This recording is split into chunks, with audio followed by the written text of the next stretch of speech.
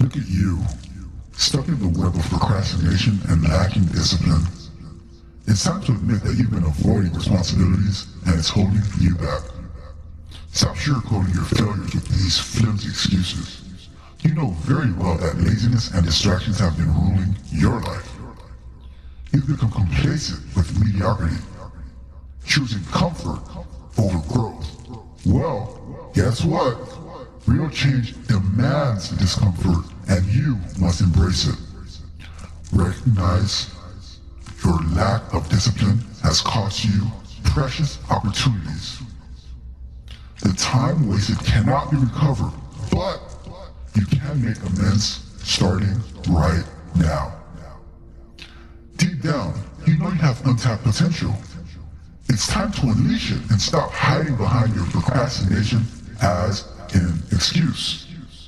Procrastination is often the result of fear.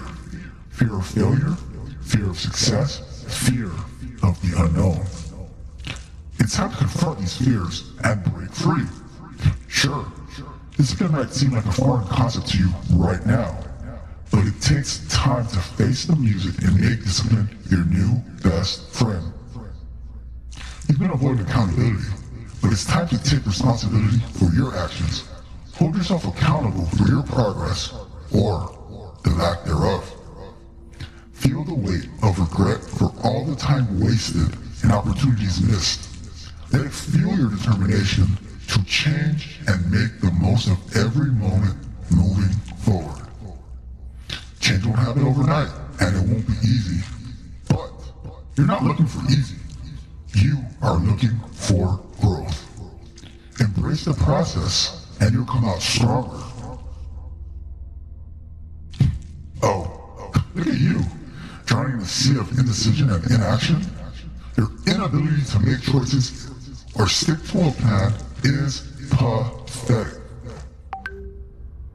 Stop trying to cover up your laziness with those pathetic excuses. Nobody buys them, not even yourself. Just think about all the potential you've wasted by wallowing in your lack of discipline. It's truly, truly sickening. You're nothing more than a slave to comfort and instant gratification. You can't even withstand the slightest bit of discomfort to achieve your goals. Your willpower is laughable, and your mind is even weaker. It's time to toughen up, Buttercup, and take control. While you're busy procrastinating, the world just keeps moving forward. Your lack of discipline is causing you to fall way behind. You've become a master of self-sabotage, always finding ways to hinder your progress. It's time to break free from this vicious cycle. Congratulations, you've built a cozy nest in the land of mediocrity. How does it feel to be just average? Or maybe below average. Way below average. You don't need coddling. You need a reality check. Stop babying yourself and face the truth. You are weak. Enough is enough. Rise from the ashes of your weaknesses and become the disciplined, proactive force you know that you can be. Or don't. And stay exactly as you are.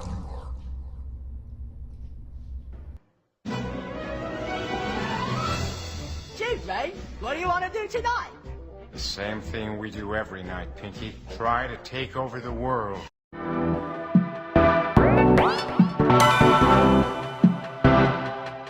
You might think that getting into the IT field is impossible without a computer science degree, but Tech Coach Ralph is here to prove you wrong.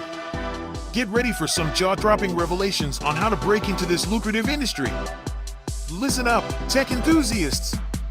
Are you ready to break through into the IT field, but feel like you need a computer science degree to make it happen?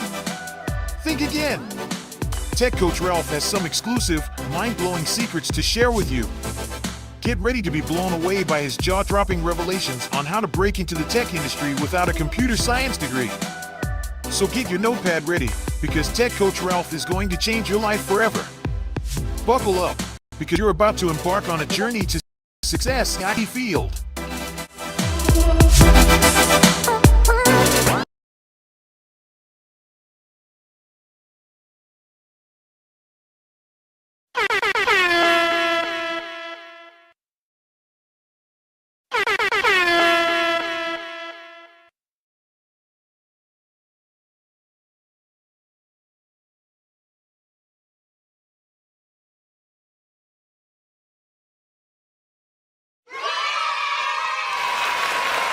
We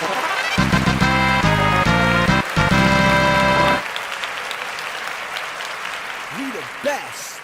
I appreciate you. Ain't believing us. Let's get it.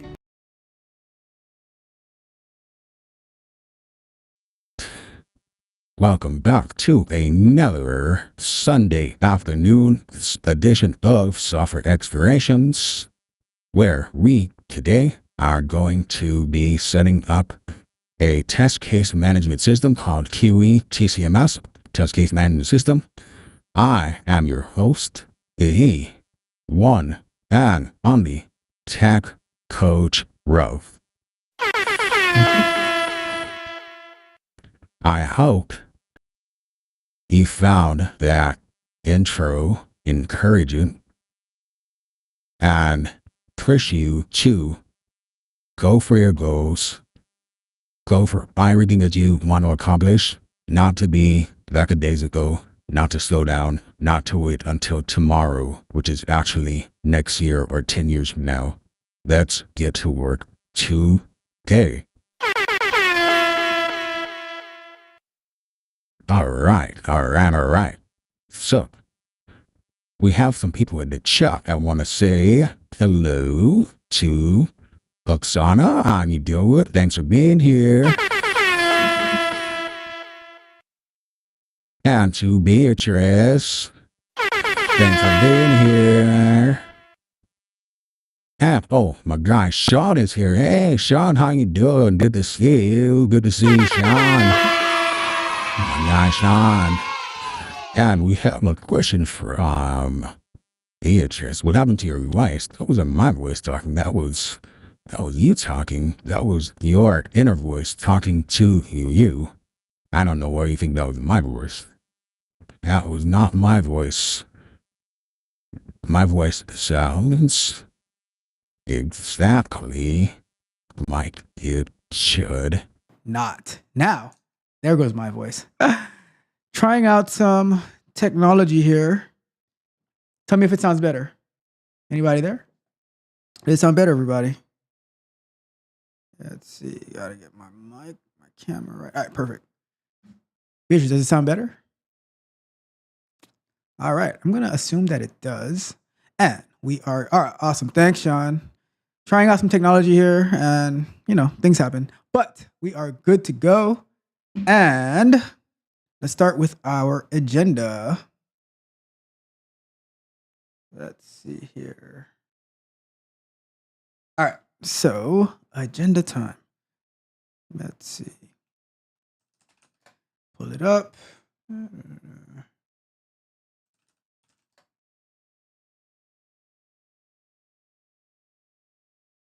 All right. So, like I said, we are going to be installing a test case management system, which will help you build a QA portfolio.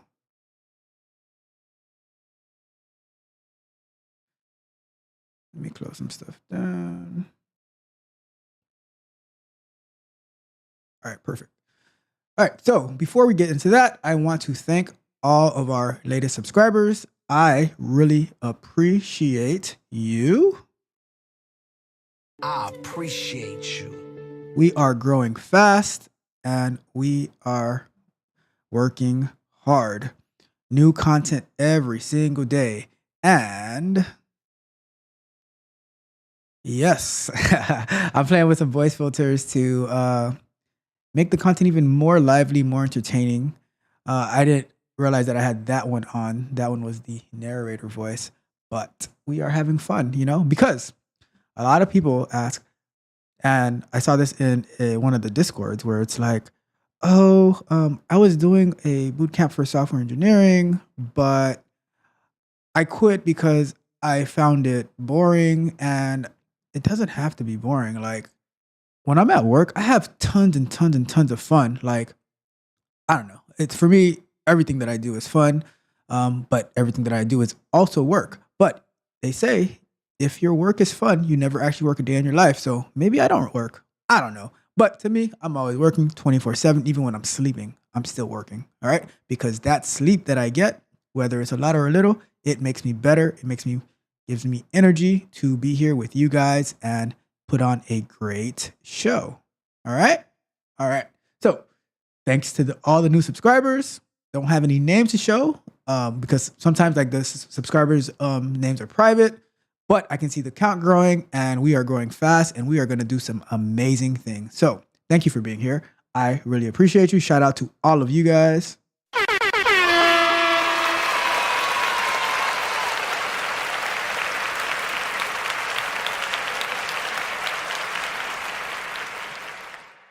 All right. So our live show schedule goes Sunday afternoons, which is today.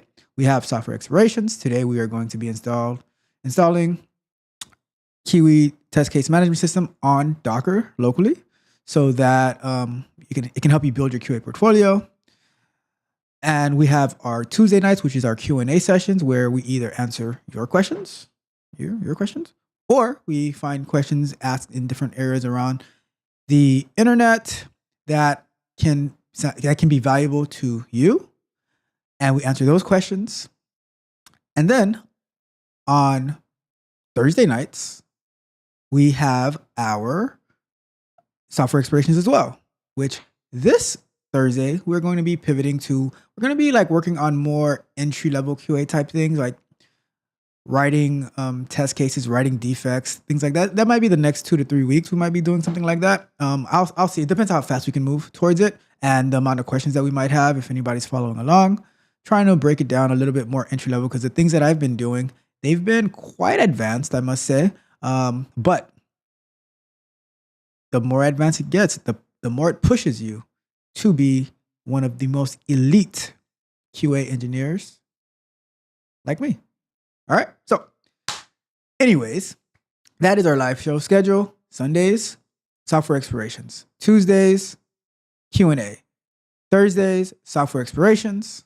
All right. Now we move on to our pre-recorded content, which Mondays, Candid Conversations, which tomorrow I have an amazing video coming out about your resume and why it's probably crap, but I can make it better.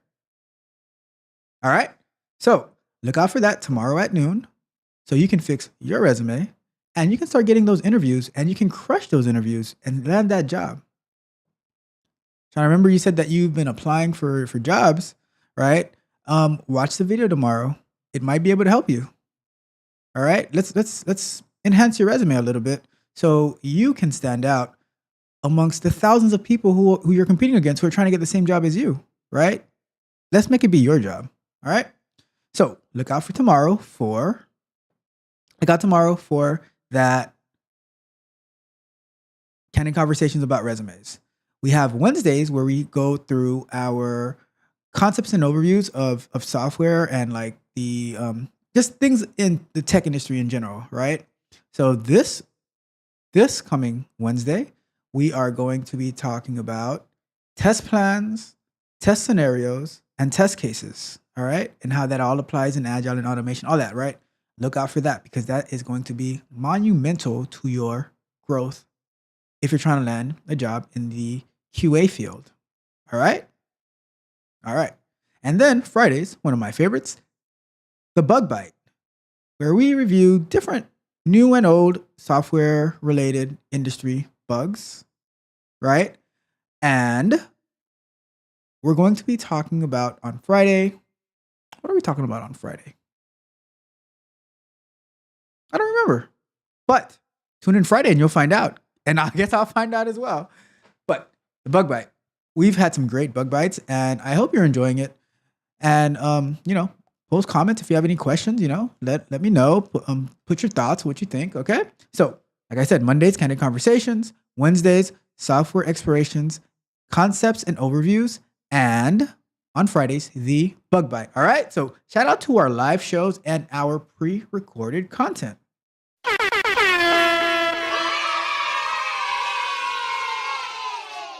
Now, if you haven't done this yet, like the video, share the video with a friend, a family member, someone that you like, someone that you don't like, whatever, whoever. Share it with them So they can get this amazing content as well. Because if I can add value into your life, I'm pretty sure that I can add value into the lives of other people as well. So share it out. Leave me a comment in the chat or in the comments of the video, and I'll be sure to address it. And last and certainly not least, hit the subscribe button and hit the notification bell so you can be notified of whenever I, Tech Coach Ralph, release new information or go live, because every single piece of information that I drop, everything that I do is to add value into your life. All right. So I'll be looking for that. All right. Now, we are moving on to the next thing. Another one. So what are we going to talk about before we actually get into the implementation? So let's start. So this is what we're going to do, right? This is going to be the show breakdown. We are going to do an icebreaker. Then we're going to get to work. On our break today, I'm going to read another thing, which is about something that happened at some post about something at work, right? And then we are going to, what are we going to do next? And then we're going to do so another post about a job. And then lastly, I'm going to end with a code review, a pull request review from someone I've been talking to who asked me to review their code. So we're going to do that live on air. Okay? Okay. So let's get going with our icebreaker. Another one.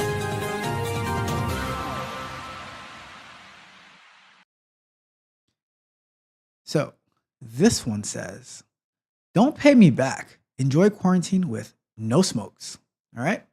So it says, a neighbor once asked me to bring back a pack of cigarettes from the store. I did. Gave it to him. He said thanks, and that was that. I wasn't going to start a discussion over €5, and technically, he hadn't promised to pay me back. So I didn't say anything either.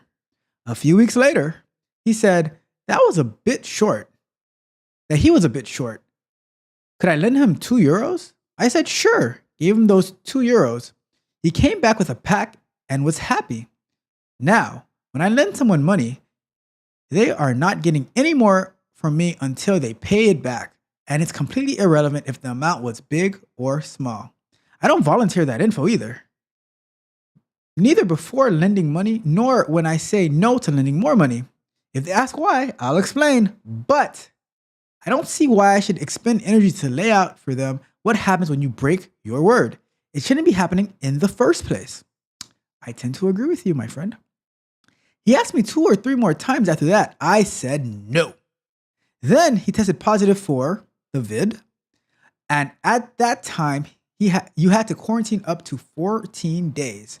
In our neighborhood, we usually shop for those in quarantine so they had fresh produce, etc. When we coordinated over group chat.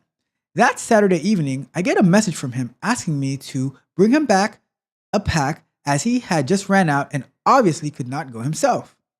I said, I can't. He said, please. He was bored out of his mind and being quarantined is driving him up the wall. I said, that was sad to hear, and I knew that feeling from going through that myself a few weeks ago. Next, I see a message in the neighborhood group chat asking if someone can buy him some smokes. One of the neighbors said, sure, she's going shopping. She's on shopping duty next Monday. So it would be no problem to add one more item to his grocery list. He said that he was already out and would it please be possible to bring them over today or tomorrow? She said, no. She was not going out just for cigarettes and then going for his groceries just a day later. In this particular country, the shops are closed on Sundays, but you can buy cigarettes in vending machines or gas stations. He said, okay, thanks. That was our icebreaker. And with that being said, I completely agree with you, the poster, because when people say they are going to pay you back, they should pay you back. And I do not believe it should be your job to go hunting down that thief, that criminal who stole from you. All right? No. They should pay you back what they owe you. And if they do not pay you back, you should not, you shouldn't give them not even a breath of fresh air. They get nothing. All right? That's how I see it. So if you ask to borrow money, make sure you pay back, or you will not get your pack of cigarettes or whatever else you may need when you are in quarantine. All right? So that was that. Now, wait. Before we move on.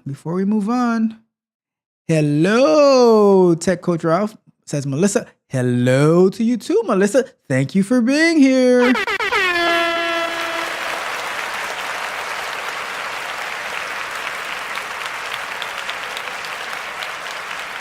I appreciate you. All right, we are going to get to work, okay?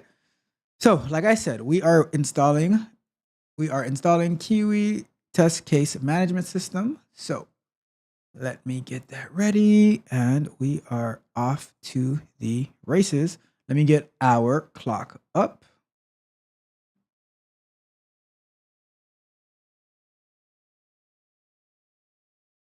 All right.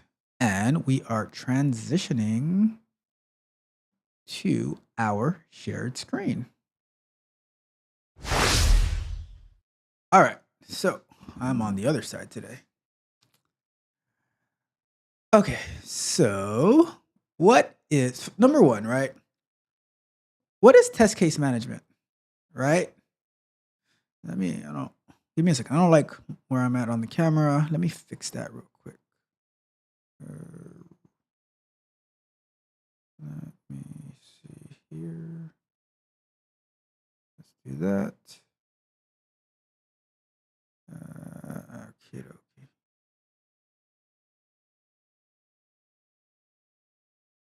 All right, cool.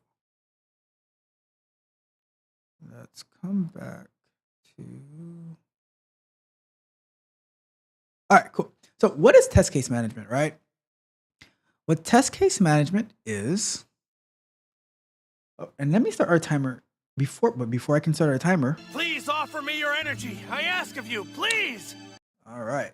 So timer is on. We are off to work. 20 minutes. Let's go.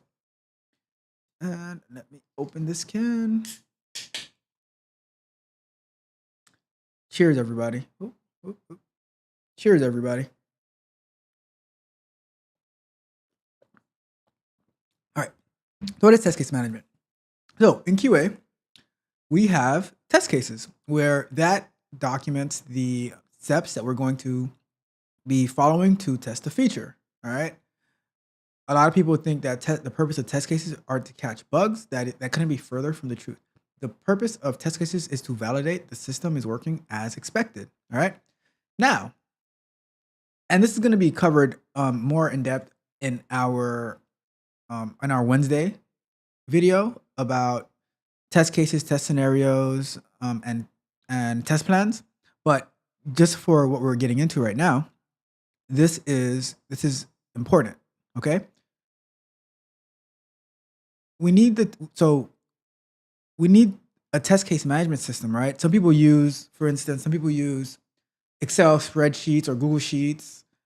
And then some people use the Jira software to store their test cases and track their test runs, right? What we're going to be doing is we're going to be installing our own test case management system via Docker, which reminds me, I need to open Docker.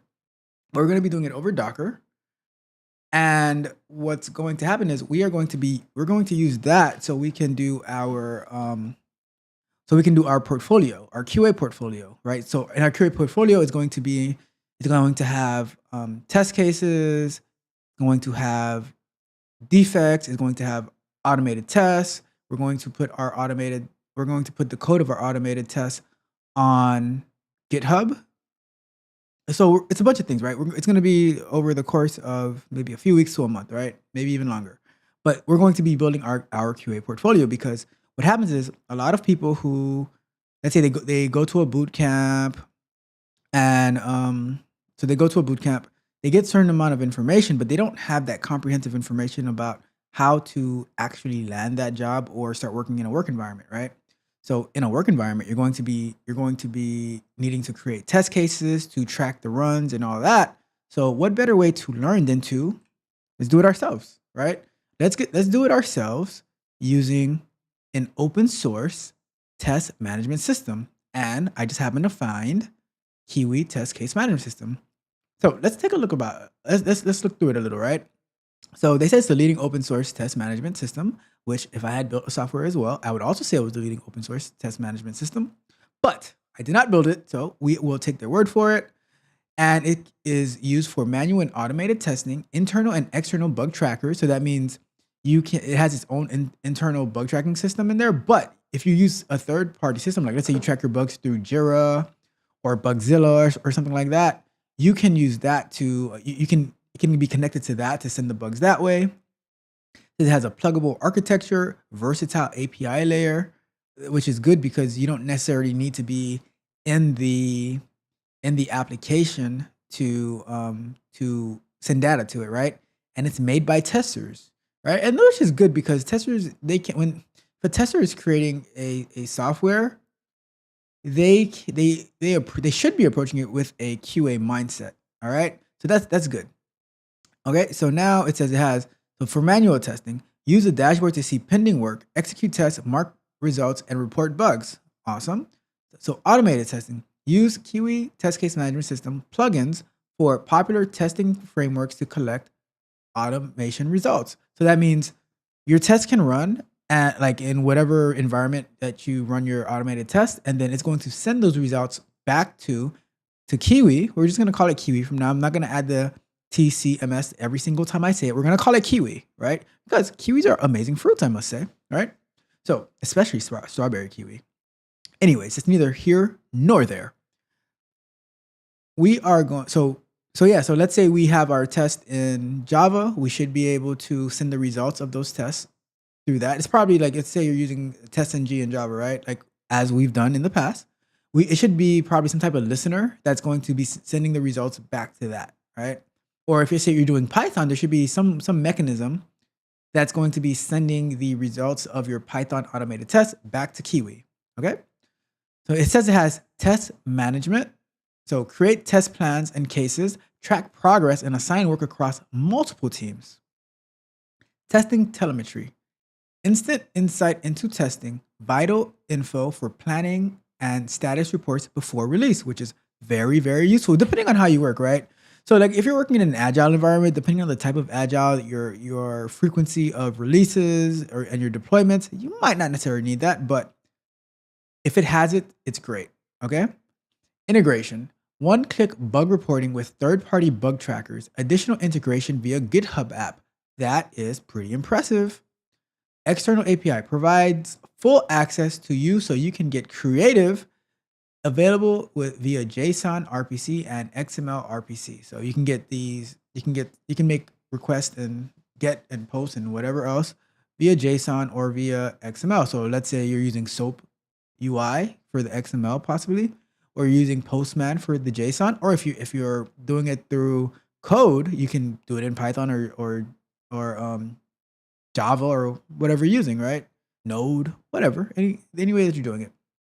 Container first, which for me, that is a personal favorite.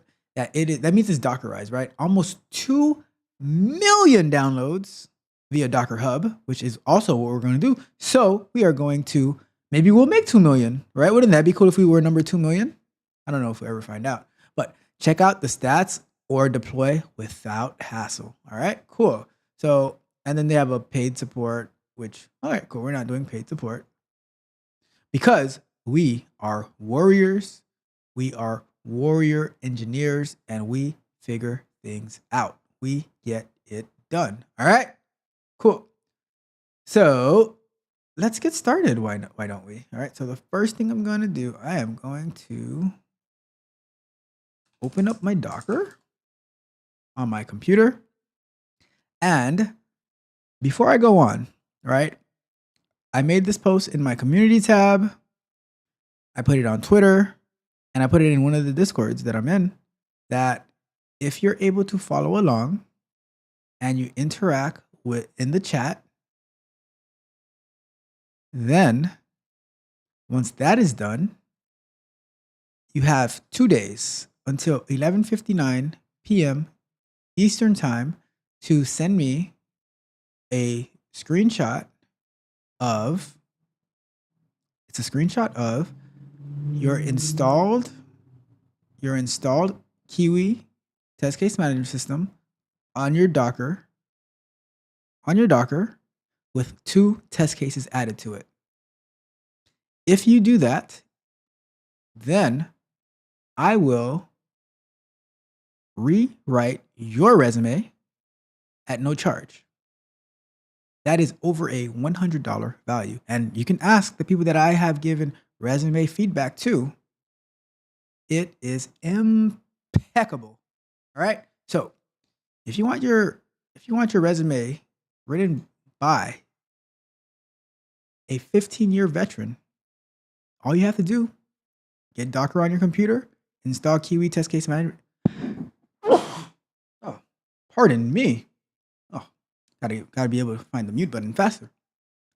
Anyhow, if you want me to rewrite your resume, get Docker installed, install Kiwi, interact in the chat, and add 2 test cases to your Kiwi, and email me a screenshot of your setup. Has to be Docker on your local machine. All right? And then I will rewrite your resume once you are ready for me to rewrite it. Okay? And this only goes to people who are subscribed to the channel. You have to interact in the chat in order to be considered. All right? So let's get going. No more wasting time. All right.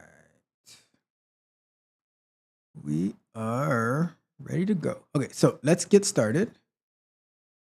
Run as Docker container. We're going to do it on our local machine.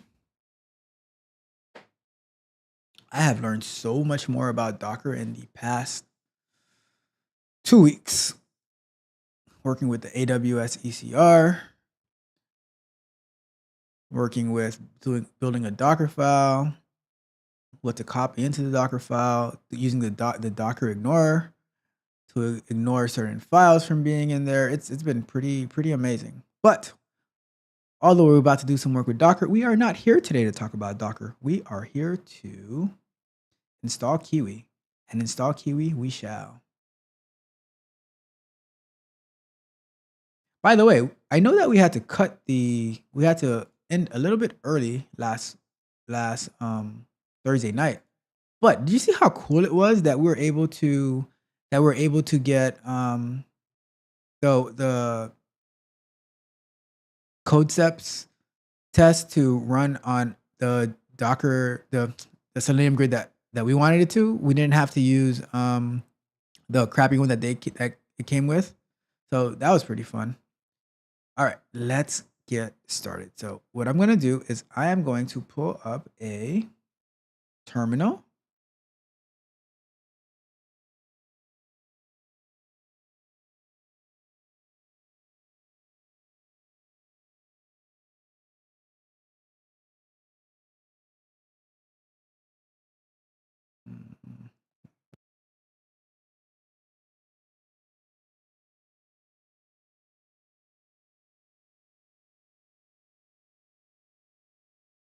One second.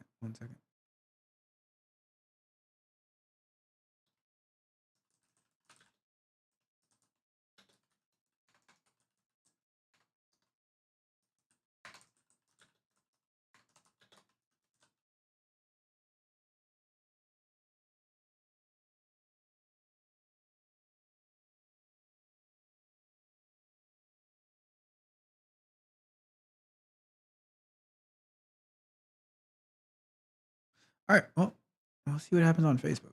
I have no idea if Facebook is so weird. I have no idea if I'm actually live or not on Facebook, but I honestly don't care about Facebook. To be honest with you, I care about you guys on YouTube. All right. So let's keep going. All right, I am going to bring this over here so you can see what I'm doing.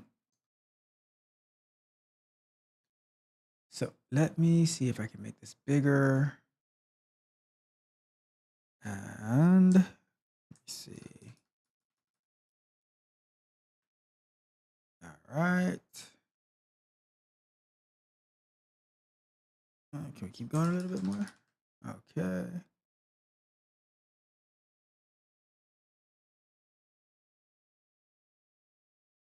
All right, that should do it. So let me move this a bit.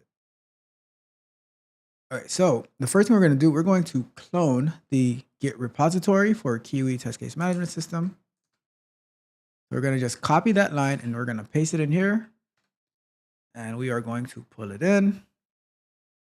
All right, and now we are, I don't even know where I pulled it into. What? Wherever we are. Let's say, what did we just download? Kiwi.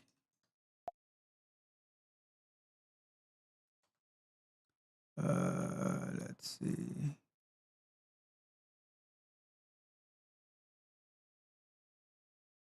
Oh, okay. Oh, that was dumb of me. I'm gonna do it over again because I did not read it in depth. So I am just going to let me see what folder I'm in. All right.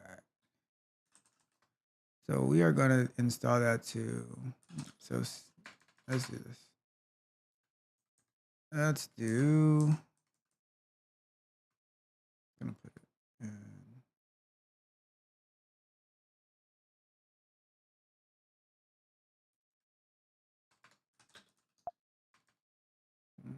Let me see. Let's make a directory. Let's say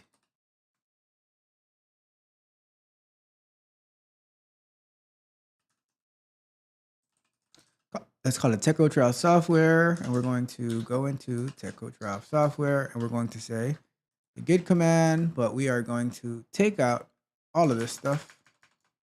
Just want it to go into the Kiwi folder. All right, so now we have it in the Kiwi folder, and we are going to do cd Kiwi TCMS, and we're going to do docker compose up. And that's going to run the Docker Compose file to set it up. And we're going to do -d. -d stands for detached in Docker. If you don't do the -d, then it's going to pretty much take over your terminal. All right. And then you have to open up a new terminal. You're going to have to stop it or do something like that. But when you do the -d, it opens it up in the background and you don't have, and like it doesn't take up your whole terminal. All right. So, and I'll show you what I mean. So I'm going to do enter. And that's going to do all its Docker stuff, putting everything that it needs to set up Kiwi test case management system.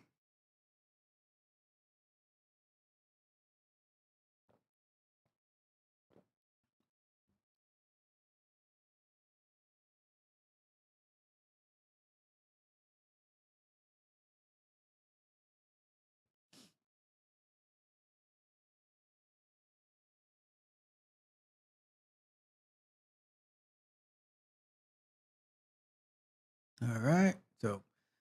So pretty much Docker is doing all of its stuff right now. It's gathering everything that it needs in order to be able to set this up.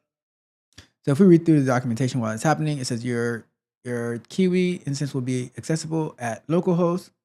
The above command will create two containers, a web-based container for the latest Kiwi image, and then a database container based on the official MariaDB image. And so what's going to use the MariaDB image to do is to store the pretty much the data, the configuration, everything about our Kiwi.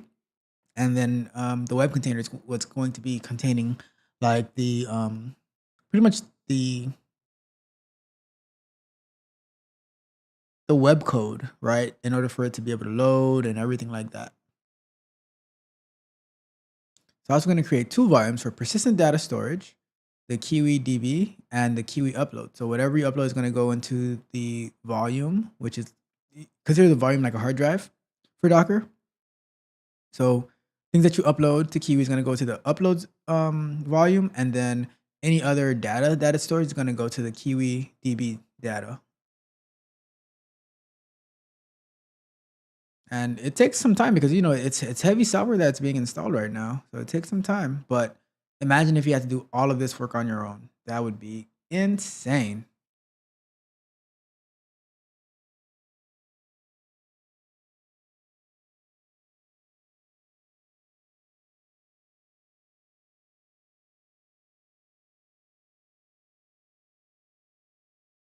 All right. It's working. It's working. But it would be so much harder if you had to do like what we can do. Let me go and hopefully that's fine. If this becomes a problem, then I'm gonna have to do it on AWS, unfortunately. But let's see. Let's see if we can avoid doing it on AWS.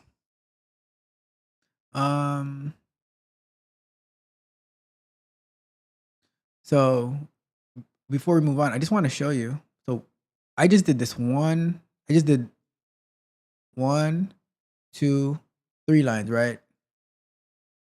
And everything is done. But let's say we did running Kiwi locally for development. We have to do a bunch more work, right? And that's why I like Docker. Doing it on Docker, it's quick and easy. All right. So let's get back to here.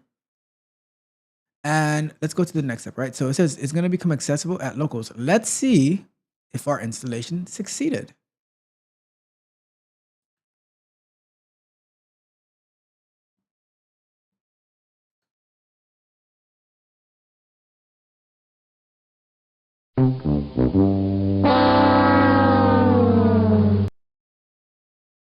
Let's try taking the S out. Let's see what's happening. So something with the SSL. Let me see.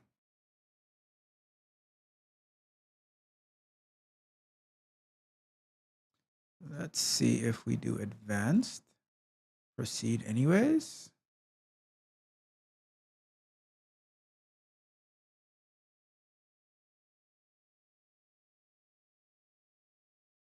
So let's try 0.0.0. Oh wait, it actually did come up. Maybe it wasn't ready yet. I don't know. Let me try 0.0.0.0. Oops. But sometimes localhost doesn't really want it to do it that way. Lunch break! Lunch break! All right, we are on break though. So let me see, 127. I want to see if all of them are going to be giving the same SSL issue, but we'll probably figure that out.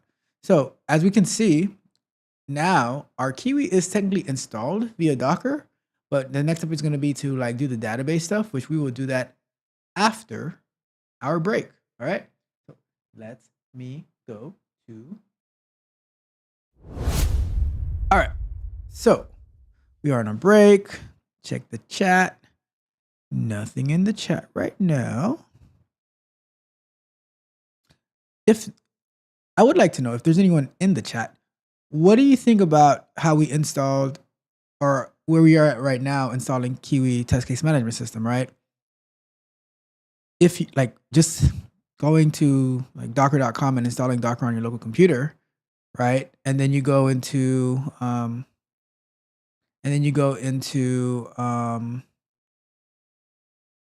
install Docker on your computer, and then you just do the command for like the git clone command to get the copy of Kiwi on your computer.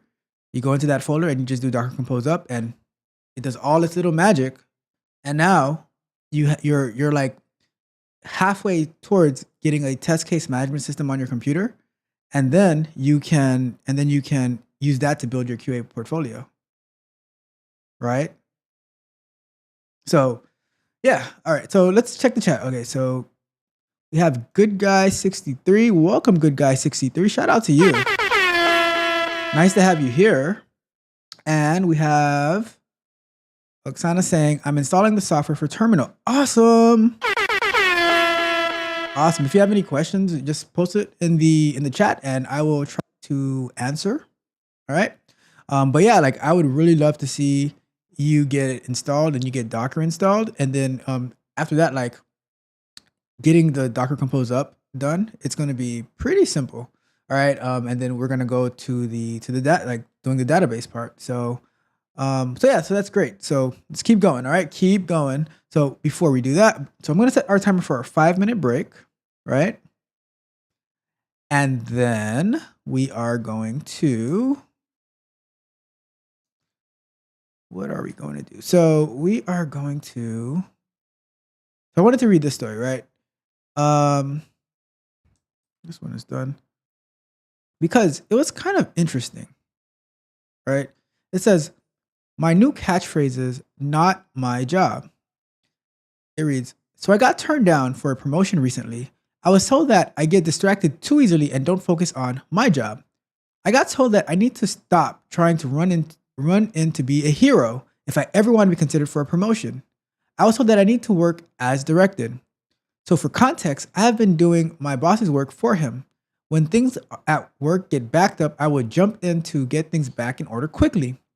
My job has fairly specific jobs where we aren't supposed to change positions and we are to work as directed. I've gone to help out those outside my job repeatedly since being hired. My direct supervisor and manager love it when I go help out. Well, that's all stopped now. I even had the big boss try to tell me to help out a section that's outside of my job description. My new catchphrase is not my job. What? Not my job. I had the bosses tell me that I am to do as instructed. I instead go to the union and get paid and an extra to work in a different section. This has been the new trend for the past couple of months. Today, it all hit ahead. They had only one person receiving for a 4-man crew. I work outbound. They cannot force me to work receiving based on the contract. Now, the bosses are working in there and grievance is being filed. The bosses have stopped working and receiving is completely backed up. I just had my manager come and beg me to help. I told him, sorry, not my job. I need to remain focused on my job and not, I repeat, not try to be a hero. Work has ground to a halt and the steward is demanding triple rate for anyone moved to receiving since management decided to work. Let's see how this goes.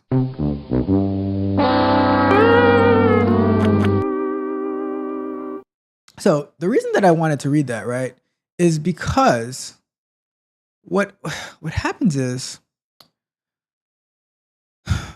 those I don't think that I could work in that type of environment where you're trying to be proactive and you're trying to add value and to the greater good. And that what happens is you have to, like, because honestly, what this person is doing, and it's not necessarily that I fault him, but, and because they actually told him, like, you're not getting this promotion because you are helping out. Imagine that, right? Because I'm helping out, that prevents me from getting an actual promotion. So I get it, but like I don't think I could actually work in that type of environment because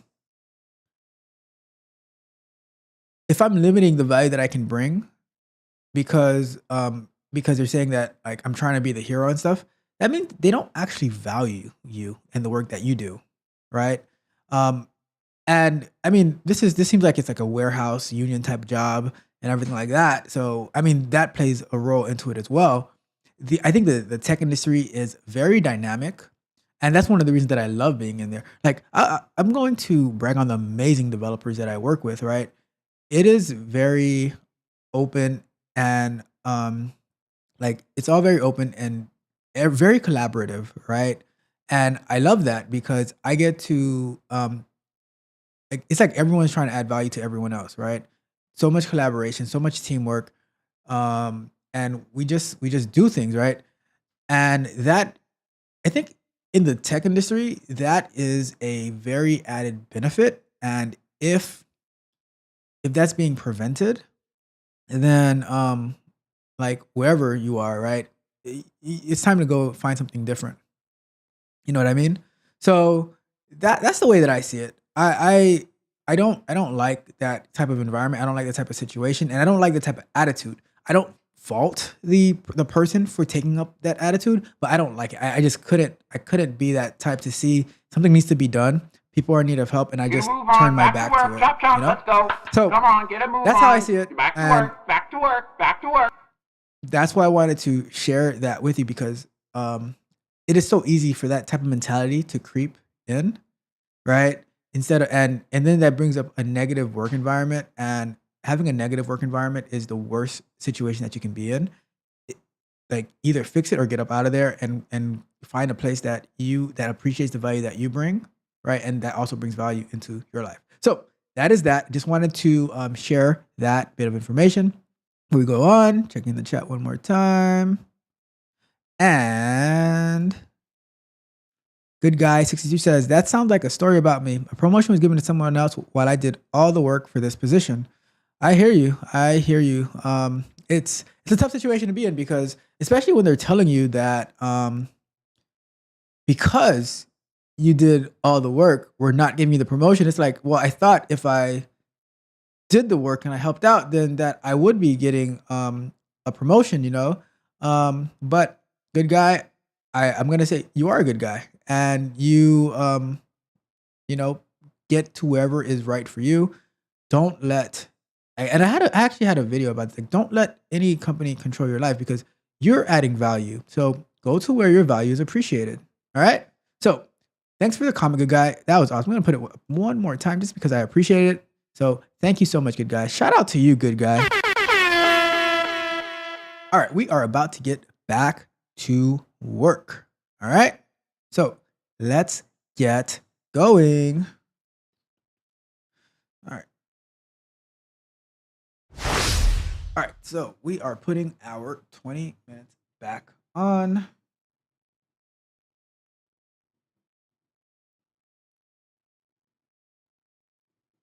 All right. So what we are going to do is.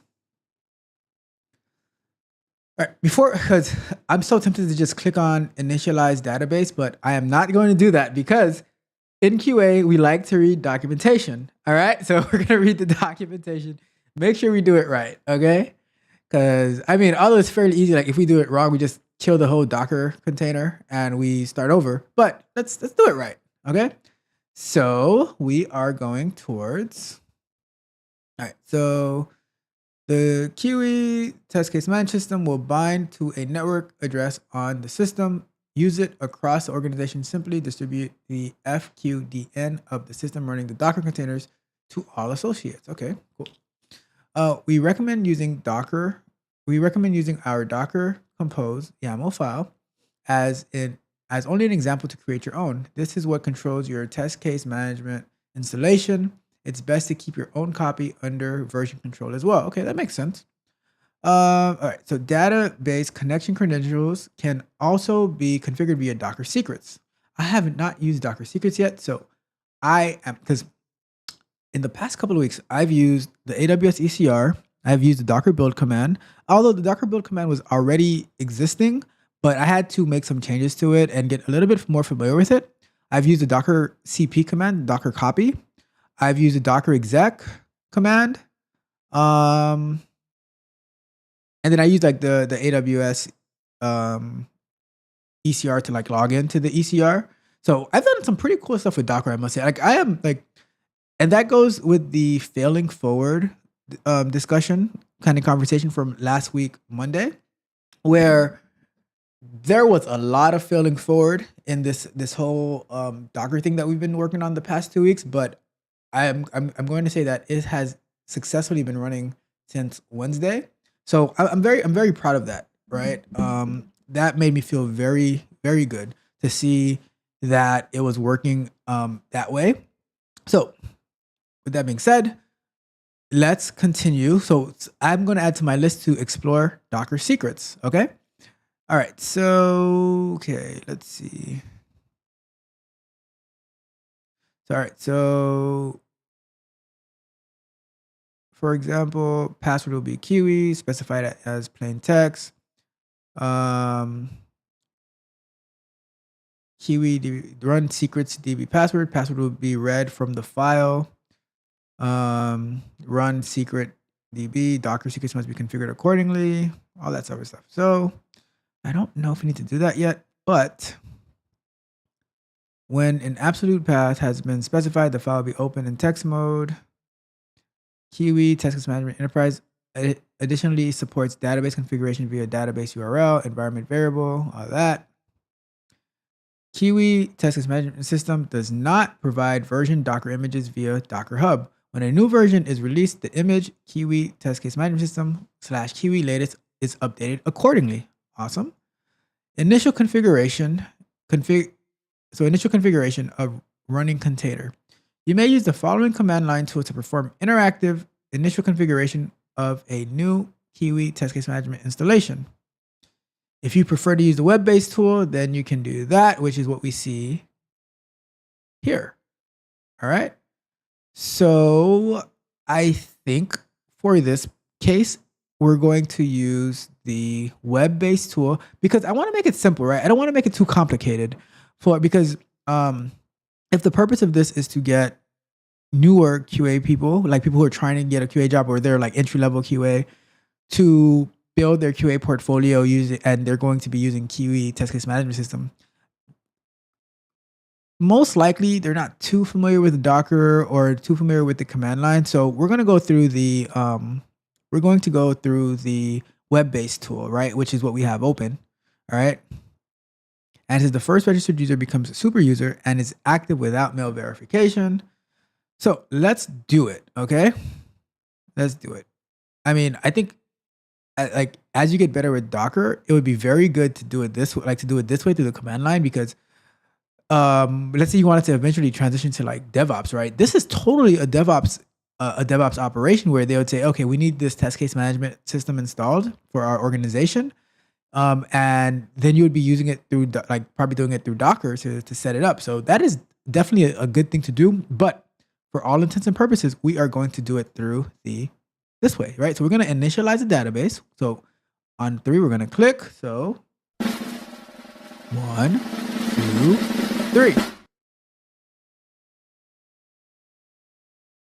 All right. Let's wait for it.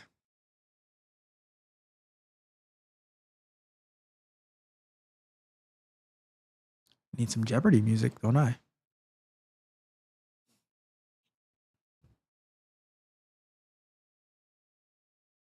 Let's see here. And while this is happening, remember, if you're following along,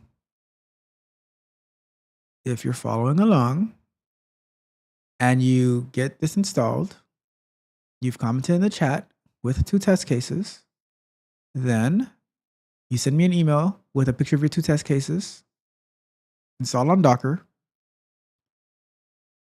The first person to do it before Tuesday, 11:59 p.m. Eastern Standard Time, I will rewrite the resume for them. So keep that in mind. All right, let's see what happens. So, is it done? Is it done? Apply all of this stuff. Applying. It should say okay if it's done. Applying test plan squashed. DB init. Let's look at here. Is there anything else that we needed to do?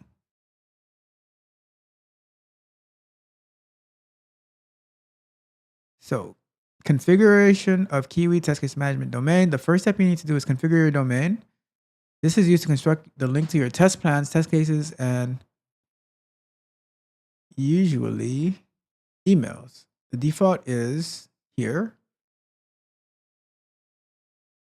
So update this setting. So we're going to end up keeping it here, right? Because we're not installing it like on an actual web server. We could probably like set it up so that this would route to our local, but we don't need to do that. We are going to leave it as is. Let me see if there's anything else. All right, I'm going to try to open this in a new address, in a new tab. I don't want if it's doing something to mess it up. So I'm gonna open up in a new tab. All right. Oops, that should not be there at the end. Let's see. Okay. So we have something here. We have something here. And did it create a user or anything like that?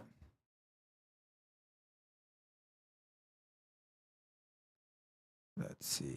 This is why I love doing software explorations, because we're learning on the fly. Like the most that I did was like I skimmed through this documentation to see what I was gonna need to install it. And I'm like, okay, I'm gonna need Docker. I'm like, all right, cool. I already have Docker. We are going to figure it out together on the live stream. And that's what we're doing. All right. So we have this URL to log in. Okay. Let's see what else that we need to do. So let's see what it says. The first registered user becomes super user and is active without email verification. So I guess we need to register. Uh-oh. That's not good.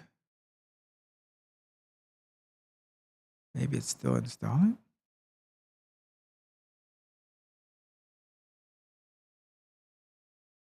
$500 internal server error. Well, why does it give us a 500 internal server error?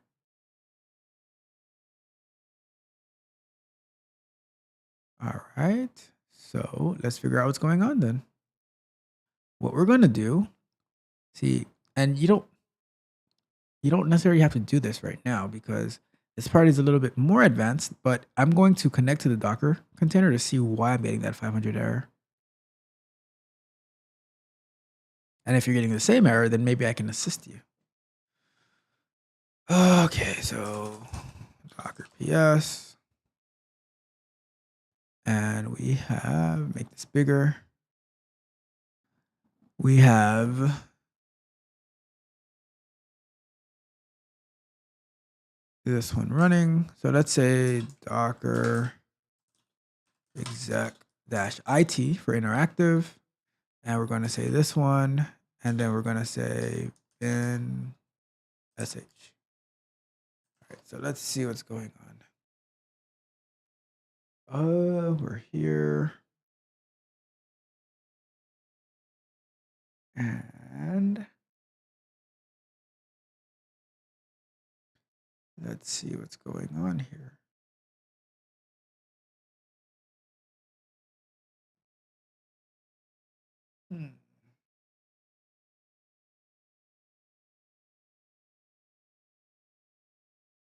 Let's see here. The command Docker. Okay, so that's Docker exec command. Configuration to update the setting using the web interface. What happens if I don't know if this is gonna work because I thought I was going to be able to register a user. Oops, where'd you go? Come back here. Come back here. Uh-oh, I lost it. Where'd it go?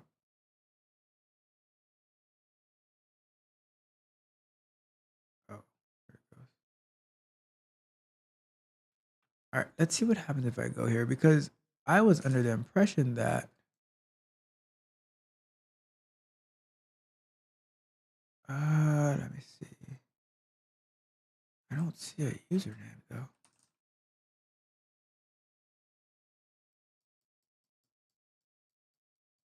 I don't know if it's done or not. Let's see. So there's a login screen. I don't know what to log in with. Let me see. Is there a default password? Password will be Kiwi. Oh, okay, if you set that up.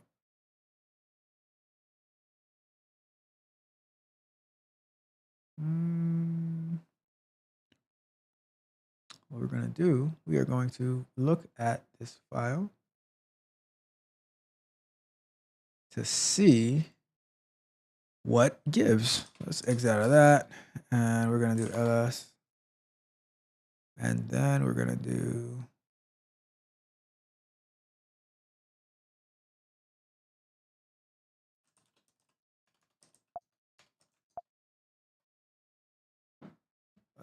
Let's see here.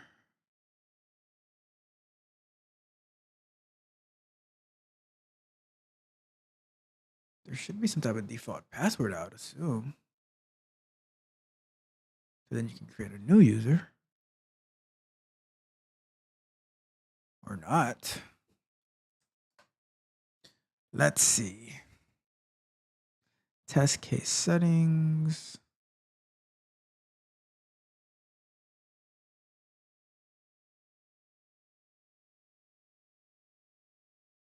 Let's see here.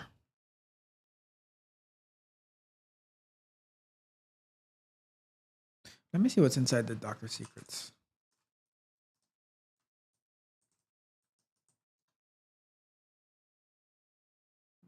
Secrets.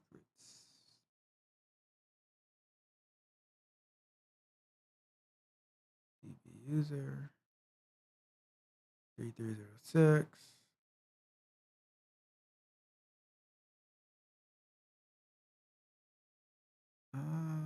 Let's see what's inside the Docker file. Oops.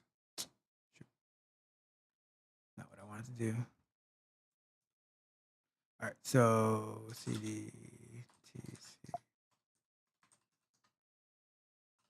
All right, let's see. Cat Docker.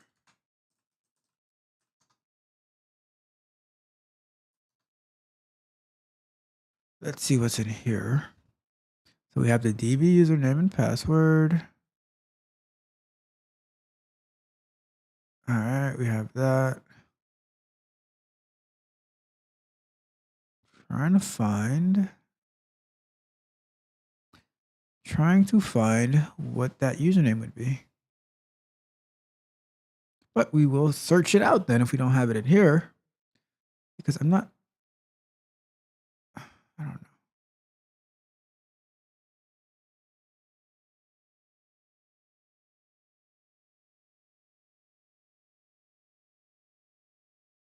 All right, well, let's Google it. Docker register 500 error. Let's see what it says. 500 return error when following standard doc instructions. Clone, Docker compose up. Cannot really determine the fully qualified name.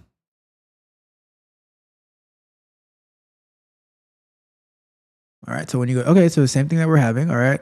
Reopen when you provide debug logs. If you're, well, that's not very helpful. If you're seeing additional, I was hoping the description was enough to reproduce where to get the debug logs and or which debug settings need to be set to true.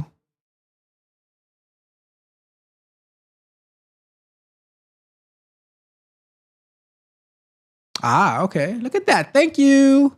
See, and this is why we Google, right? Did I miss that? Let me see. Did I miss that? Did I miss that? Let me see.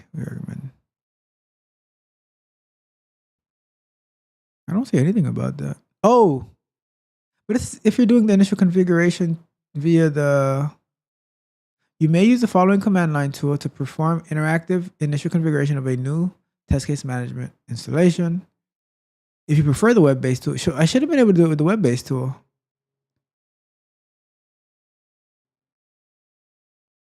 That is weird, but I'm going to do it anyways because I'll do it. I just was following the directions that you gave.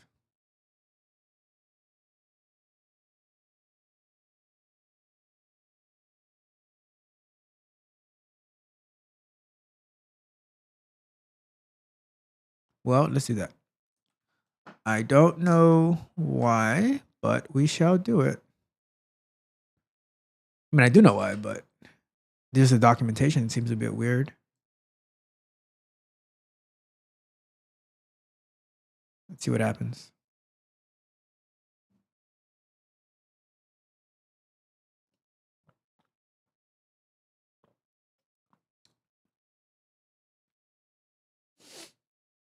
Let me compare that to, because it looks like it's going to be the same thing as the other one, right?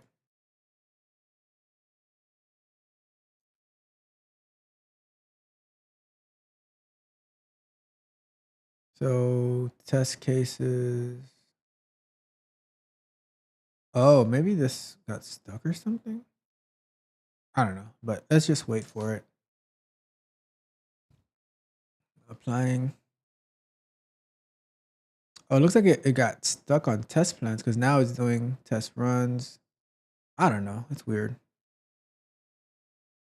I don't think it was done. So maybe it's better to do it through the command line after all. And it's not much to do, right? So let me see if there are any other commands in the command line that we're supposed to do. So migrate. Okay, so that's weird because.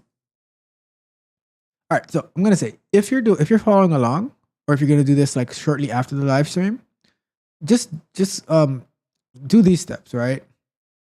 Don't do the web based because when I tried the web based tool, it didn't go through all the way, right? It got stuck at some point. But I think if we do it through the command line, it's gonna be that much better. And you're gonna learn a little bit more about the command line. Even if you have to copy and paste, just seeing it run is gonna be so good for you. Okay.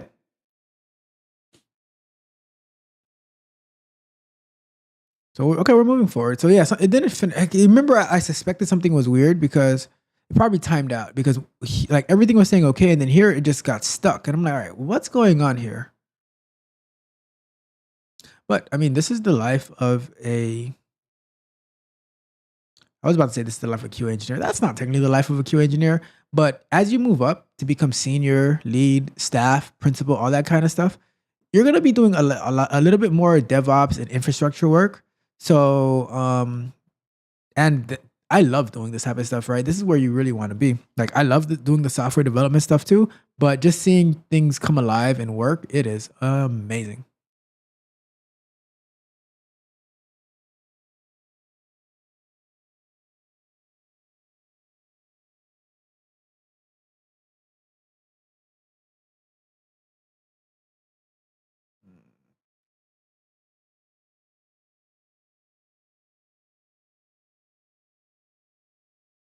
Let me check this. All right.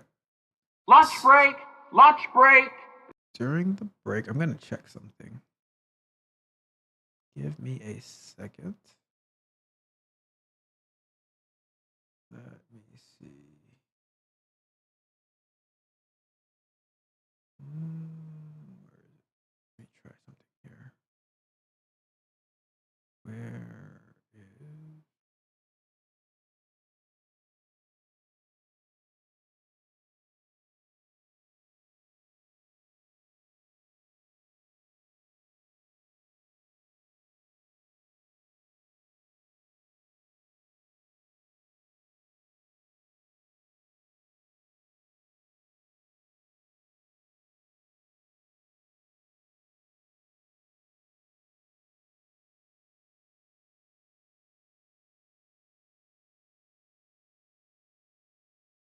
All right. So we are. Let me move back over here. Okay. So let's go back to our full screen. All right. So it is going through. Yeah, it takes a while, right? So that's probably it probably timed out the first time, but it's all good. So while we can talk while it's doing its thing. Let me check a message real quick. Let me see here.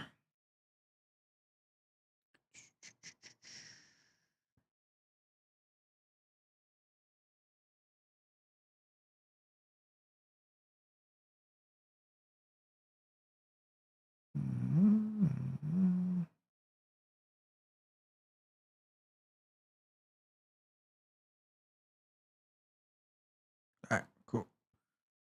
Let's keep going.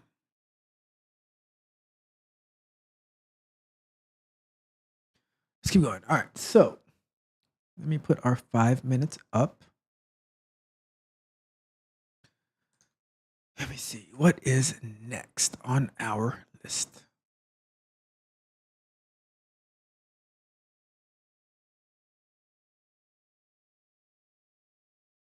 So the next thing that I wanted to talk about was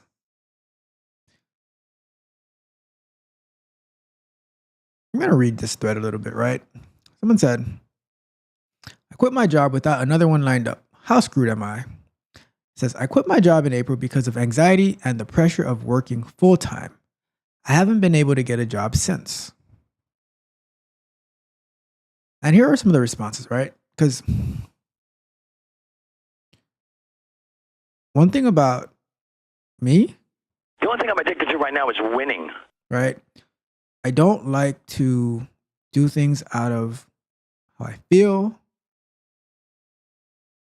because usually when you make decisions based on how you feel or your emotions, they're normally the worst decisions, right? But I want to read some of the comments on this, right? It says, you're not screwed. Gaps can be explained. Most employers are more interested in what experience you have than why there are short gaps in your resume. Don't panic. You'll be fine, right? So this first comment, right? I agree that employers are more interested in your experience that you have than why there's a short gap in your resume. But, right, I also like to know, like, why you left your previous job, right? And because this answer says, it says, maybe there's more to it, but it says anxiety and the pressure of working full time, period. Of just working full time. So you quit, and then you quit because you're working full time just to try to get another job? Like, are you looking for a part-time job now with less anxiety? Which, if there's less anxiety, then there might be less effort that needs to be done, right? So it's just kind of weird to me. But that was one comment, right? And then somebody asked, what's a good way to explain a gap? And now listen to this, all right? Listen to this.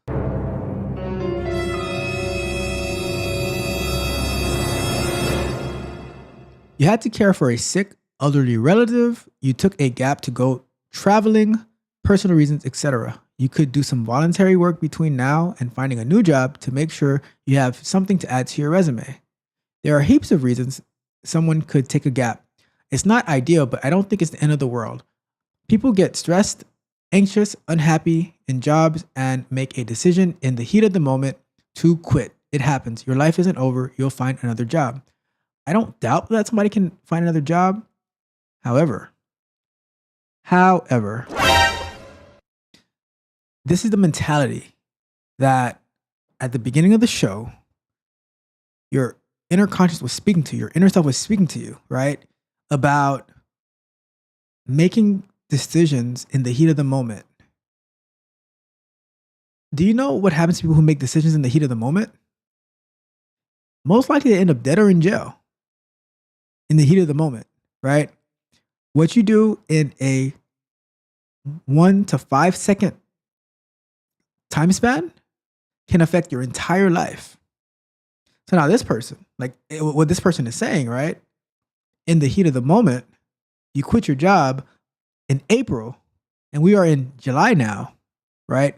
And you're asking how screwed you are because of anxiety and pressure of working full time. Well, most people work full time, and with the state of the economy, most of those people also have part-time jobs as well. Or maybe like those gig economy jobs where they're contractors, maybe they're doing Uber or something like that. They do something, right? But you quit your job because you were working full time. Like it, but these comments encourage this type of stuff, right? So let's keep going a little bit. So someone says, crazy that gaps have to be explained, and that not having them is a necessary part of employment. What if a person has saved enough and wants to take off a year? Is that gap acceptable to most employers? Sure. But here's what you have to understand. Get a move on. Back to work. Chop, chop. Let's go. Come on. Get a move on. Back to work. Back to work. Back to work. We are about to move on, but I really want to, I'm trying to understand this because maybe I'm the problem, right? Because the way that like I've always been is like, get it done, work. Like when I get off my regular job, I'm back to work for myself, right? I consider every single thing that I do, like I said earlier, every single thing I do is work, right? Going to train jujitsu, you know, that's work. Work that I enjoy, I must say. Working for my regular job, that's work, but I love doing that work, right? Creating this content, that's work. Doing these live streams, that's work. I love it, but it's work. Don't get me wrong, like always working 24/7, right? When I sleep, that's work because I need that sleep to propel me to do work during the day. So everything, like when I eat, that's work, right? But here's the thing. What if a person saved up enough money and they want to take off a year, right? Is that gap acceptable to most employers? Well, here's how I see it, right? Which I'm sure it could be, but if I have a company, right, and I'm paying you X amount of money, and you're supposed to be doing work for me, and then now you say, well, I want to I'm quitting because I need to I want to go travel the world or something like that. I'm like, all right, cool, go have fun, right? Now I need to find somebody to replace you, someone that I trained to have the knowledge of the company and everything like that. I need to find somebody else to do that. So that's making me lose time, money, effort, etc. Right? So now what if you come back and say, oh, can I have my job back? For me, I'm be like, because to me, you're unreliable. Because now what if you save up some more money again and you want to take a year off? And that's hurting me, my company, my bottom line, right? That's how I see it. Maybe that's why I don't have like employees or a company or something like that. I don't like to be in management and make all those decisions because maybe I'm not that nice. I don't know, right? That's why I like the individual contributor route because I'm like, I just add value, right? Like I just pour in, right? And I leave all that management stuff to other people. I don't think I'll take on employees and stuff like that because if I can't get people who work like I do, then I just rather do it myself, right? It's so hard for me to accept help because like I'm moving at 100 miles an hour, and if somebody's moving at like 10 miles an hour, I'm like, all right, I can't do this, right? You got to be on the same speedboat as me, right? You can't be on a little raft and I'm on a speedboat and you expect to help me, right? So maybe that's me. I don't know. We're gonna get back to it. All right, let me check the comments. Melissa, the voice now is weird.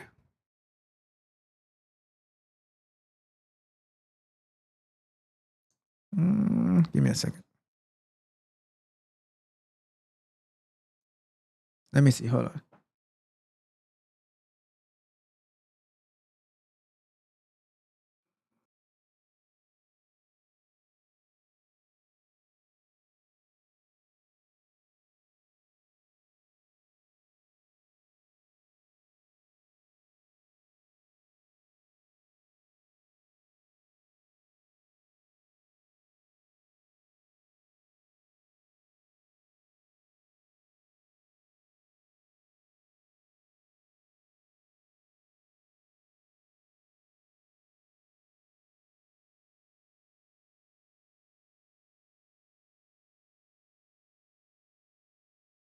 Melissa, if you're there, can you let me know if it's weird right now?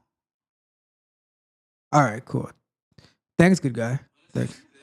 All right, cool. Yeah, I just checked the stream, man.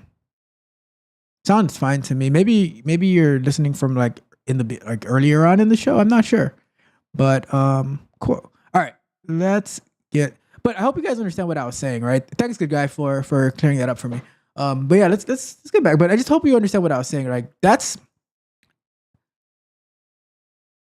like so, and that's why employers like to know the gap, right? If you have trouble finding a job, that's one thing, right? But if it's like, you know, I don't know, maybe it's me. That's why I don't make hiring decisions, right? I do technical interviews and I see like if they have the skills, and I let all that interpersonal stuff go to the people who like working on that type of stuff. So, anyways, we shall get back to it. All right, let's see how we're doing. So we're not using this. We're using the terminal. And I think we are finally done. So yeah, it wasn't like fully done. So if you're following along, do these steps, all right? Do these steps. So now we have to do so we did the migrate. We're gonna do create the super user.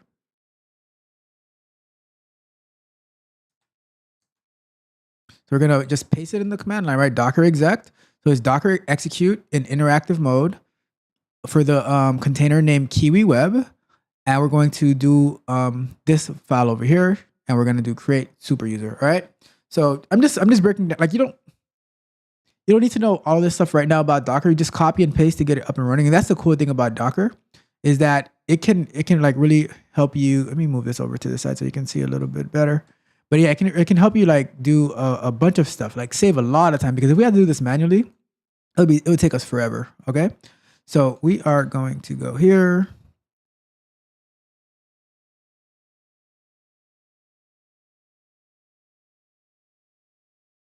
All right. So we need a username. I am going to call the username Tech Coach Ralph. Email address ralph@techcoachralph.com. And password, I am going to write it down because I always seem to lose my passwords. How embarrassing. So password, I'm going to make this password. I'm going to say it out loud on the stream too because it's a Docker image on my local machine so no one can hack into it. But TCR or TC Ralph 1, 2, 3. There's going to be TCR or TC Ralph 1, 2, 3. And then TCR.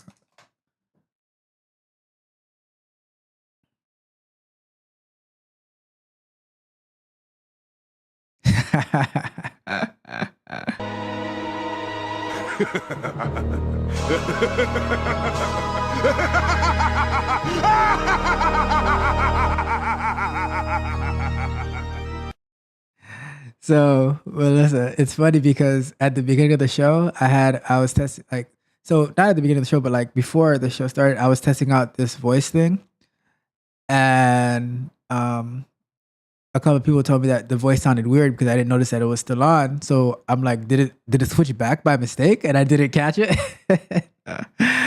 Oh goodness. All right. So super user has created successfully. So we're done with step 2. I didn't even start the time. So let's say I'm gonna put it 15 minutes. All right. Because I don't know. Let's do 20. I'll do 20. We're good on time, so no worries. So so last step is to refresh the permissions. So we got our user. And now we are on our last step. Going to paste the Docker exec for refresh permissions.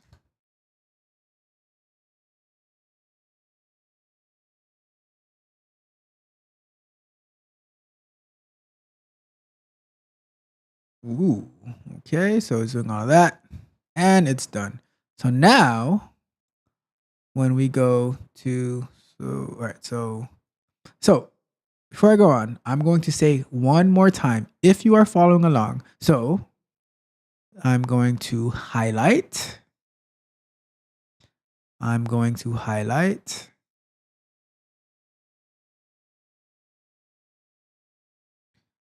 Oksana, if you're following along, make sure you do this way, right?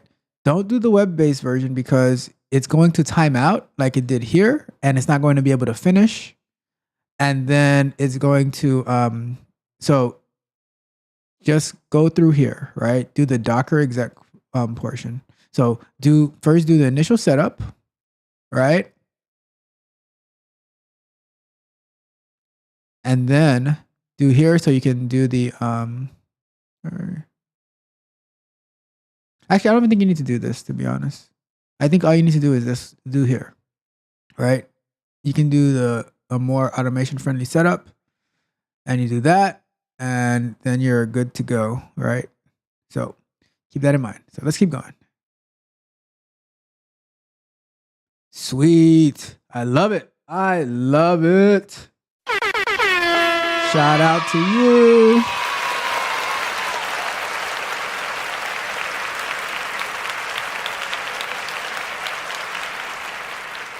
All right, so let's keep going. So now it says, all right, configuring the domain. Let's go to here. All right, so let's try this. We're gonna go here and we're gonna log in, right? So tech coach Ralph, and we are going to do TC Ralph 1, 2, 3.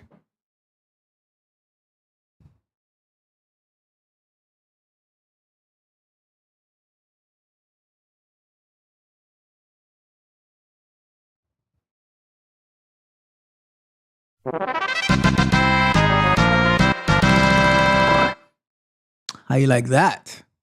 So guess what, everybody? Guess what? We have successfully installed our very own test case management system. So now,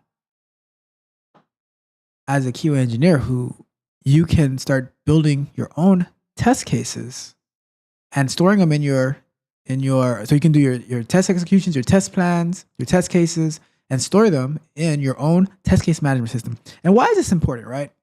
So now let's say your resume is good. Like, let's say you listen to the video tomorrow about getting your resume right. Okay, so now you actually land that interview. Now, after you land that interview, they're talking about like, okay, they ask you a question. So what do you do to further your learning, like to keep learning, to keep getting better, learning new technology and stuff like that, right? And your answer is, well, although I'm like new to the industry, right? I'm developing myself by practicing writing test cases, practicing writing bugs, practicing reporting bugs, practicing creating test plans, practicing running automation tests. Oh, can I show you something that I did? I installed my own test case management system so I can keep track of all my bugs, all my test cases, all my test plans, all my automation runs, right? And oh, definitely pull it up. And you pull it up and you show them. Excuse me. And they ask you like, well, like, how did you install this, right? Like, well, I followed Tech Coach Ralph, right? And I installed Docker, and then I used Docker Compose Up to install Kiwi Test Case Management System. To install Kiwi. And then I followed the steps to create my user and everything like that. I didn't know 100% all the things that I was doing. I was able to follow along the documentation to get this set up. And then once I got it, because my main goal is to get it set up so I can document my test cases. I do plan on learning Docker, but I'm not there yet. But I was able to get it set up using Docker to build to start building my portfolio, right? If you were hiring for a position, right? And somebody gave you that answer, how would you react to that? What would be your thoughts? What would be your feelings about that? All right, so let me know in the chat, right? But let's keep going, okay? So it says base URL not configured, see documentation and change it. So let's click on change it. So this is what they're talking about. So I'm gonna close this one out, right? We don't need that anymore. But this is what they're talking about over here, right? So what this means, right? Using using the domain name to be fully qualified. So let's say we installed it somewhere in the cloud, right? Let's say either we're using Google Cloud Platform, Microsoft Azure, or AWS, right? Well, we would give it a domain name. So let's say we set up let's say techcoachralph.dev or test case management system .techcoachralph.dev, right? So now I can access my test case management system online, right? But we're not doing that. We're not doing that right now because we're going to be using it based off of our local installation. Okay. So what that means is we're gonna go here and let's say display name, localhost, domain name, and I'm gonna save that. We're gonna leave it as that, right? Because it's just better that way. All right, cool. Because we're doing it locally, so we might as well leave it, right? We don't need to if we were to do it in AWS, which we can at some point, right? But the goal of this is just to get us up and running, okay? I thought the SSL was supposed to be good, but as you saw, we can just, because we know what we're installing, we don't have to worry about the SSL, right? We can just push it forward, right? So to upgrade running Kiwi containers, execute the following command. So you're going to go where your Docker Compose file is, which is in the Kiwi folder, and we're going to do Docker Compose down. Docker Compose down pretty much shuts everything down. All right. So that's what we'd have to do. It would shut down Kiwi. So that means when you shut it down, you're not going to be able to access it, right? And then you're going to do a Docker Compose pull, where it's going to fetch the latest version of the Kiwi, of the Kiwi Docker image. And then you do Docker Compose up again, and it's going to bring it back up. And then you do the Docker exec file, similar to what we did earlier with the manage, and you're going to say upgrade. Always make sure that you execute upgrade and it doesn't report any errors. This ensures that your database schema has been altered to match the structure, which is expected by the latest version of Kiwi. After an upgrade is performed, Docker exec and show migrations should always report that all migrations have been applied. All right. So if you're upgrading, then you would do that. But since we just installed it, there is no need to upgrade because we have the latest version. All right. So important, Kiwi does not provide version Docker images via Docker Hub. When you execute Docker pull above, you will lose the older image version, which could make it impossible to revert back in case the upgrade fails. Use Docker tag before Docker pull in order to keep a reference of the older Kiwi image. Okay, so I just learned something new, because using the Docker tag, it's going to save a version of your previous image, right? And then Docker pull is going to do the step that we just seen up here. So I would say do it. Like, if you do decide to upgrade, I don't think you really need to upgrade for what we're working on right now, but I definitely think that this is very good information, right? It's not fully applicable to what we're working on, but very good. All right. So it says Kiwi recommends that you test the upgrade on a staging server to minimize the risk of migration failures. Totally 100% right. Let's say we're running this in, like, for our organization or something like that. You do want to have a staging server to test out changes and everything like that. So always upgrade in the staging environment first, and then if that works out fine, then you would apply the same thing to your production environment. But we are in a development environment. We're using this right here for our portfolio and to land our next amazing job. All right. So that's why we're doing this, and that's why we're going to keep it on localhost, because if you're doing like an online interview, it's kind of tougher if you're doing an in-person interview.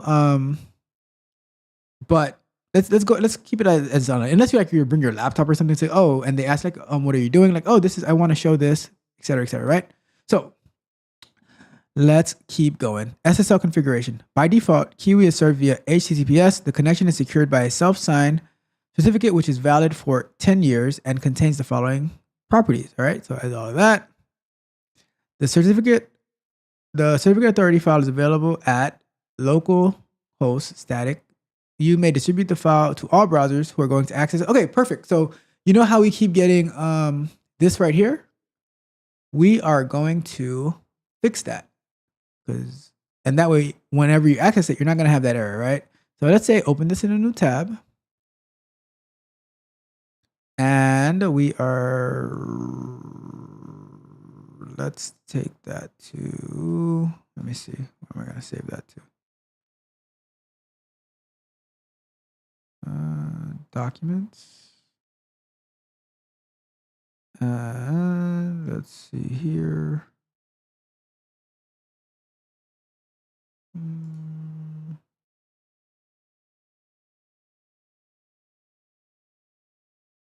Okay, let's put it here.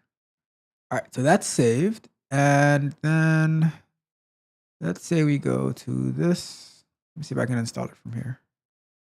Details. Let me see if I can just open it from here then. Let's say we add that. Oh, that sucks. Let's see here. Would be nice to install this.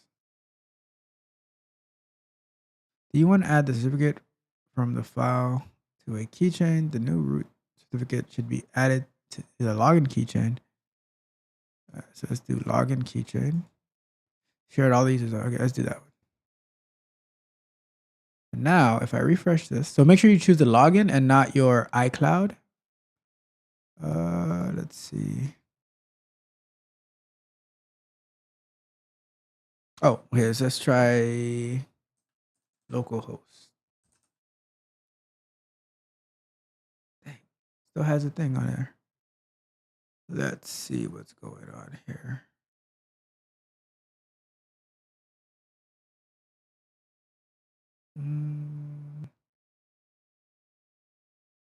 Why doesn't it? Let me try one more thing.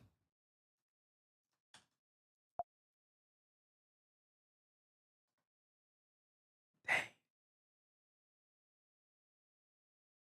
I don't know why that's not working. Not the. If you want to use a different SSL certificate, you need to update the localhost. I don't know. Maybe I have to log out and log back in. I don't know. All right. Kiwi will issue a warning if the connection is not secured by SSL. All right.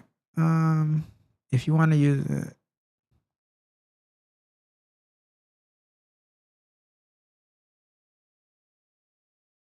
All right. Whatever. It's not too. SSL is not too important because we're able to get to it. If I'm able to figure that part out, then maybe next time we look at this, I can do that. But it's not too important. Let's keep going. So now we are. Let me log in again. Oh, it's good. I just changed back to 127.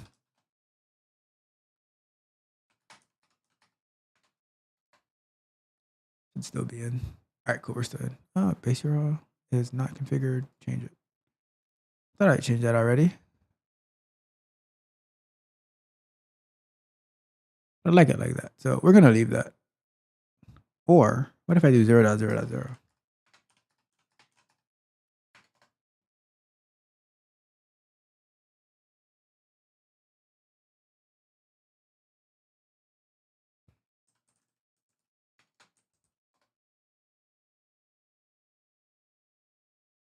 I don't know. I think that's okay. I'm gonna ignore that warning because we want to use the local host or 0.0.0 or 127, right? So we're good to go. Let's see where we're at now. What time is it? We got plenty of time. All right. So enable plain HTTP access.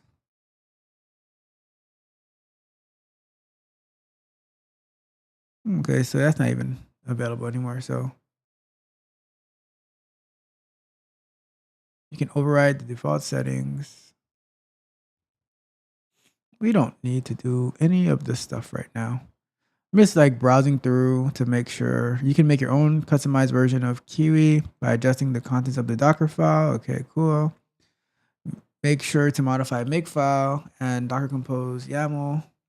.yml stands for YAML file. All right, instead of the default, the Kiwi container will print HTTPD logs on std out. Okay. In case you see a 500 internal server page and the error log does not provide you a traceback, be sure to configure the debug setting to true and reset the Docker container. If your changes are picked up correctly, you should see an error page with detailed information about the error instead of a default 500 page. All right, cool. Cool. So we have successfully installed it and configured it.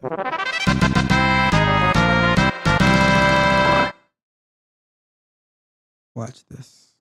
Ooh. What did I just do?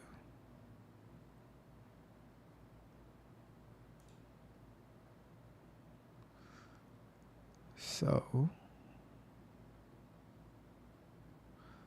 what I'm going to do is this.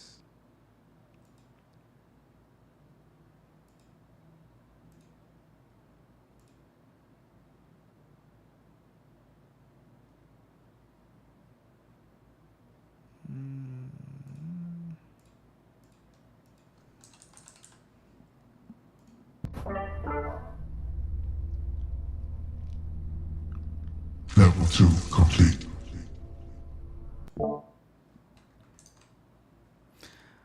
All right, so now we continue to move forward. So, all right, so now let's start looking. So we don't really, so we're done with this part, right? Now let's see, how do we use this? So here we are. Introduction, data organization with Kiwi. Explanation of additional data entities.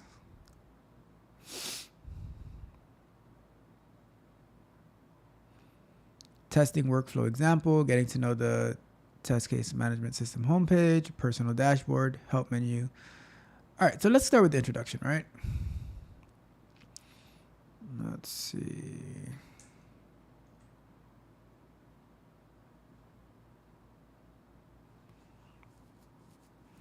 Make sure my sound is still okay. Let's see.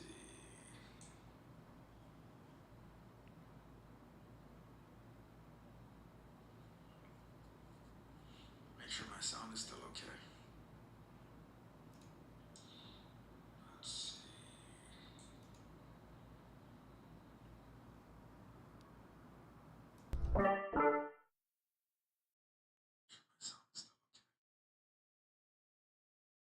All right. Still playing with the sound, trying to get it right.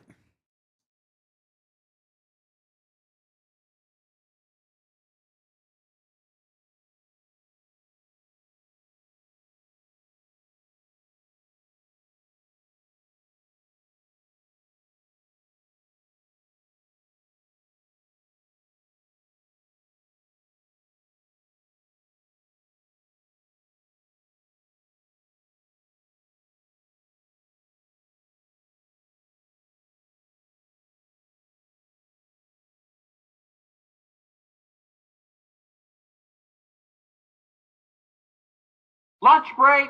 Lunch break! All right. Just trying to make sure the sound. Lunch break! Lunch break! Jesus. Let me know if it sounds okay in the chat. Just trying to make sure the sound. Let me know if it sounds okay in the chat. Trying to make sure it's okay. But let's go to our break.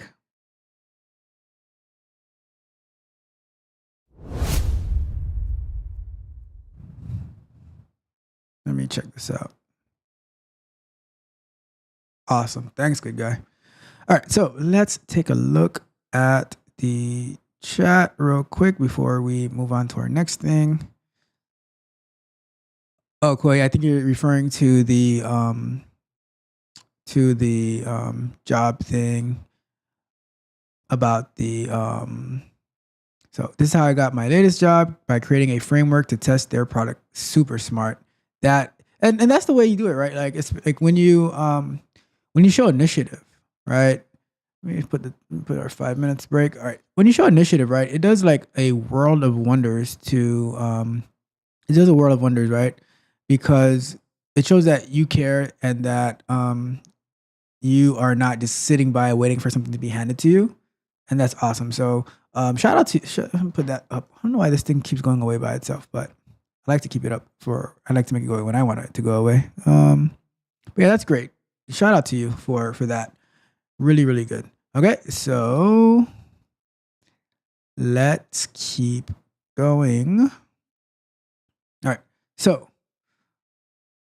I think we are going to transition this break to start our code review.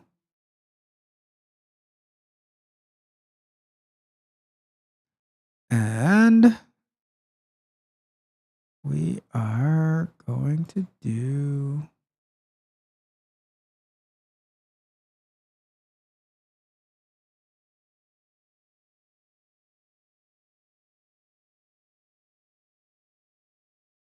all right, so code review.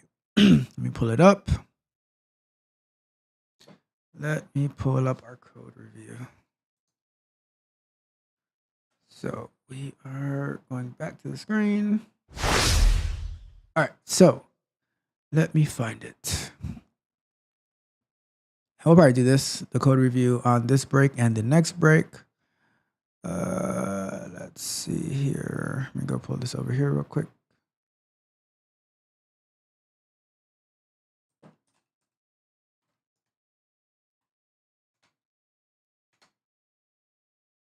Mm.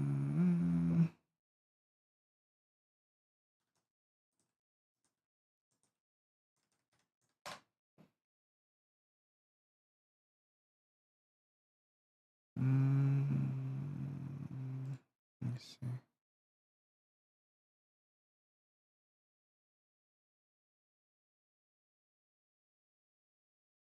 Okay, so got it.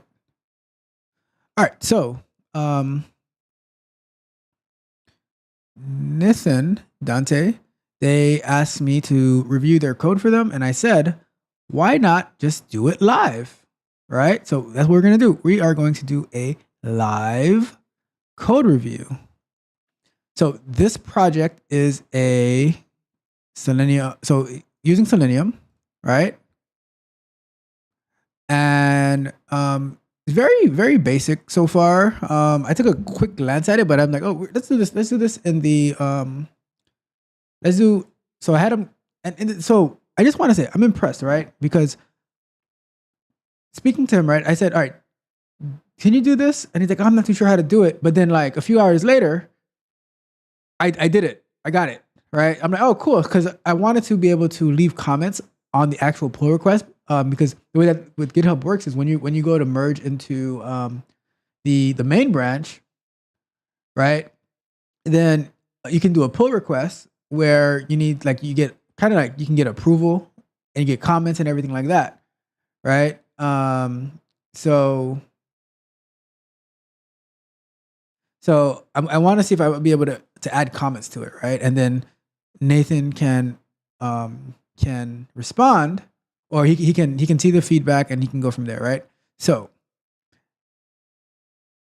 the first thing that I would say is always give a description of what you are of what this is, right? So I would say I'll give a description saying this is my initial push of the automation for Amazon to add a product to the cart and get to the checkout flow, right?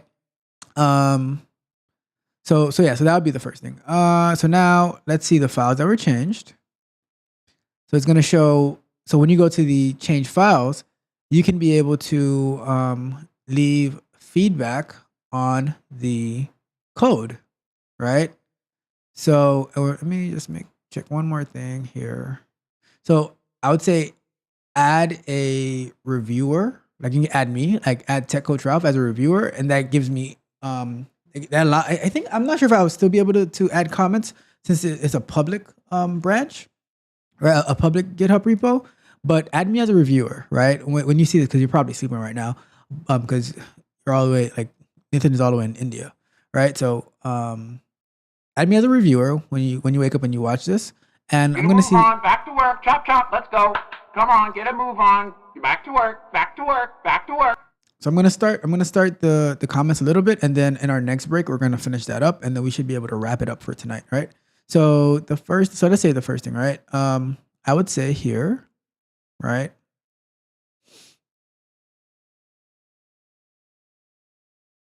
So new suggest specific code changes that the pull request author can or assignees can immediately commit.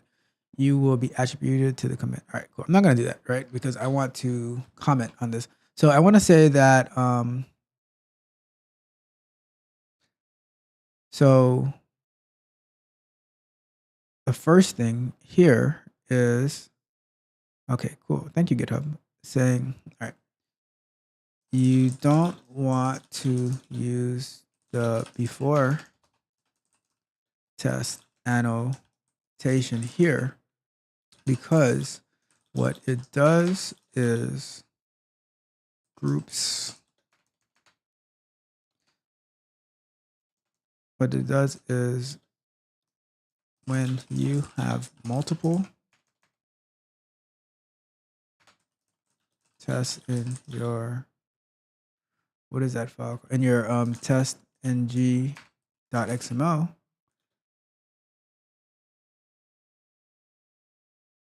not multiple tests. When you have multiple, it's test, but it's not test. Like when you have multiple classes to be ran in your test ng.xml, oops, grouped under a test, then it will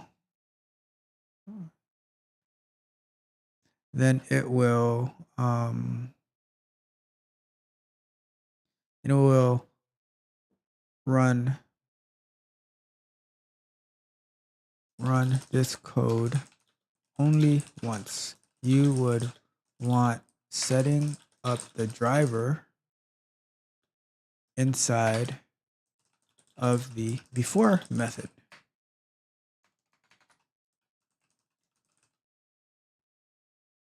Because it actually runs before each at test, right? So it's a little confusing with the name, right? Because you would think before test would run before every at test, but that's not the case. It runs before the before test runs every let me see if I can. Do I have this available? I don't know if. Let me see. I might have one I can show. Right. I'll show it in the next one what I mean. But inside of the testng.xml, it'll like you'll have what it calls tests, right? And inside the test, you can have multiple classes that have multiple test cases in there. But what happens is when you run that, it's only gonna run this driver one time. You need to run it every single time a new test is going to be executed, right? So I'm going to, let's say, am I starting review? I start review. What happened to that? All right, so you're gonna have to address that, and then I'm going to say here for the here you want to change this method name to something like setup test because it will do more than just getting the URL. All right. And like setting up the driver should also be in here as well as other things in the future. All right. So like the way you have like driver.maximize, you can have the get URL in there too, but you also want you also want this in here so it can run every single time before a new test is set up. All right, so let's add that in there. All right, and then we'll come back to this. We'll come back to the code review on our way back. All right, so that's let me transition to full screen real quick and check the chat. All right, so we got my guy Raj in here. It says, "Hey coach, just wanted to drop by to check in how the stream is going with Kiwi. Looks very sweet as a test case management tool." Yeah, so far pretty simple to set up. Had a little bit of complication trying to do it through the web browser, but working good. We're about to get into trying to add some stuff to it. All right. So thanks for stopping by, Raj. Really appreciate you being here as always. All right. Any more? Nothing else. All right, cool. Perfect. So let's put I think this might be our last. Yeah, it should be our last 20 minutes before we wrap up. Let's get to work. And if I said that I want you guys to provide me 2 test cases in there, and it can be very basic. It just says, this is my first test case. This is my second test case, right? And send me a screenshot of that. Perfect, right? But I have to do it too. I'm not going to ask you to do it and I don't do it, right? So I'm going to do it too. So let's get in there. Let me see which one we're using. All right, cool. So let's get back to our shared screen. All right. So where are we now? All right, so we're in here. We're looking at the documentation. We don't need this one anymore. We need to keep that up there so we can continue our review. All right, so introduction. If it's not in the test case management system, then we do not do it. And converse, if we do it, then it's in the test case management system. That's pretty funny. The above model has been the paradigm driving the development of Kiwi. The development team has created a canonical source of information about testing that is useful to both managers and quality engineering associates. All right. So Kiwi provides managers with source of information on planning, cases, and execution status. Perfect. This is so helpful across industry. Reproducibility across planning, cases, and execution, audit traceability, and audit traceability is gold because one of the companies that I was working for it was like my first company in QA. We had to deal with a lawsuit, and the audit traceability was gold. All right, so very important. Increased productivity. Associates are able to identify and work on gaps in product coverage. Awesome. Very good. Very good. Data organization within Kiwi. So, all right, let's take a look at the data organization. In order to successfully model your testing workflow with Kiwi, you need to understand how internal data structure relates to one another. All right. So the image below represents a high-level overview. Okay.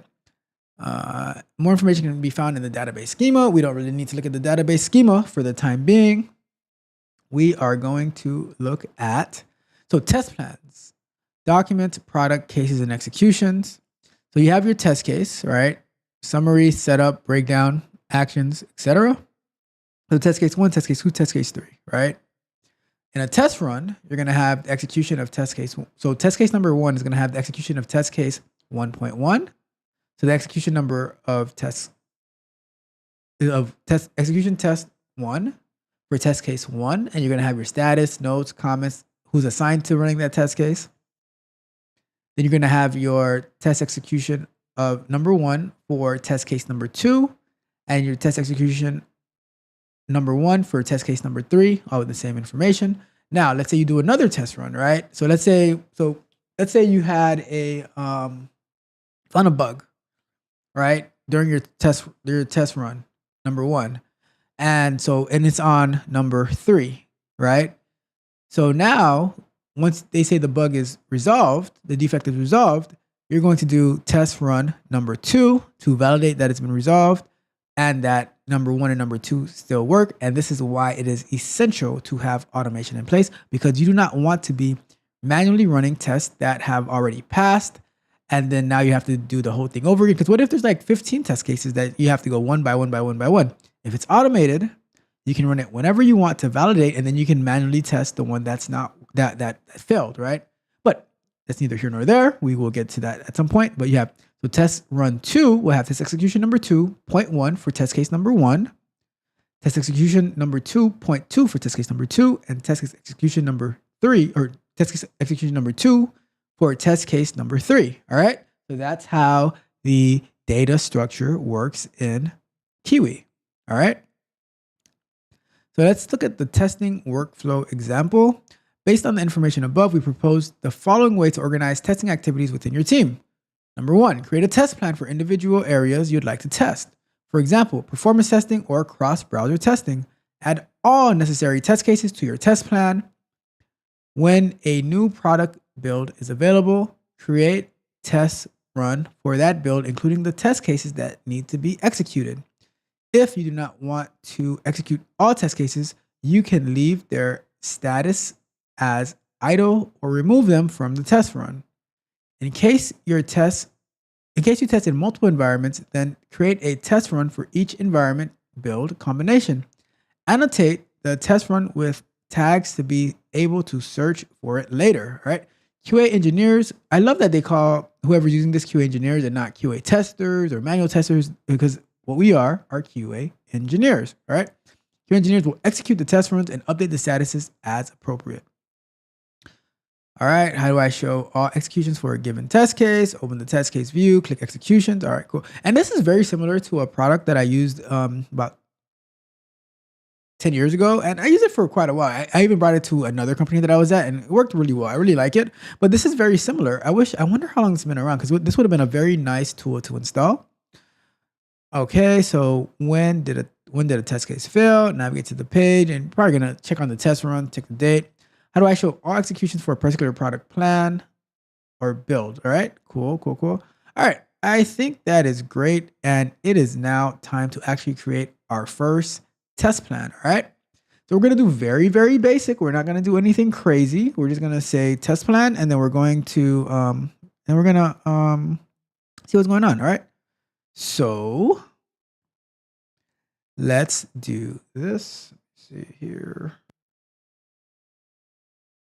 Okay, that's not what I wanted to happen. Okay, cool. So we are going to, so we're here, right? So let's see. I think the first thing that we actually need to do is probably create a project. I'm guessing, right? So let's say we do new test plan. Advanced, let's keep. All right, new test plan. For product, nothing. Type of testing, acceptance, functional, installation, integration, interoperability, performance, product, regression, smoke, system, unit. All right, cool. They have a bunch of different type of test cases. All right, cool.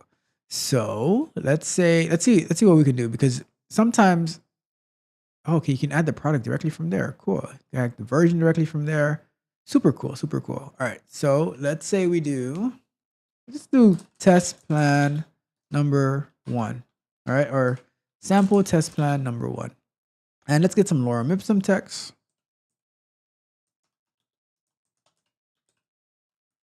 Let's do lorem ipsum. Let's have some fun. Come on, let's have some fun. All right.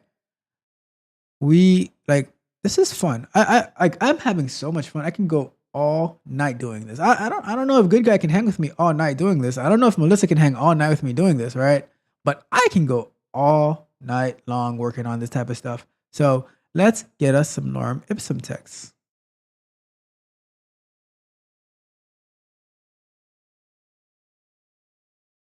Oh, this looks fun. So can we get this? Let's see what happens. Ooh, I really want to go to this. I guess I'll do it. Take a chance. Ooh, let me move it to the side just in case. Okay, yes, that's shareable. Gotta be careful what you click on when you're live streaming, right? So let's click on that. All right, let's take this. If Trump ipsum weren't my own words, perhaps I'd be dating it. I'd write the best placeholder text. I'm the biggest developer on the web by far. While that mock-up and this is politics, are they really so different? I'm the best thing that ever happened to placeholder text. The lorem ipsum, where does it go? Okay. The lorem ipsum, better hope there's no tapes of our conversation before he starts leaking to the press. I think the only card she has is the lorem card. I will write some great placeholder text, and nobody writes better placeholder text than me. Believe me, and I'll write it very inexpensively. I will write some great text on your website's southern border, and I will make Google pay for that text. Mark my words, I don't think anybody knows that was Russia that wrote lorem ipsum, but I don't know. Maybe it was. It could be Russia, but it could also be China. It could also be lots of other people. It could be some wordsmith sitting on their bed that weighs 400 pounds, okay? I think the only card she has is that Lorem card. An extremely credible source has called my office and told me that Lorem Ipsum's birth certificate is a fraud. I was going to say something extremely rough to Lorem Ipsum, to its family, and I said to myself, I can't do it. I just can't do it. It's inappropriate. It's not nice. That's hilarious. I love it.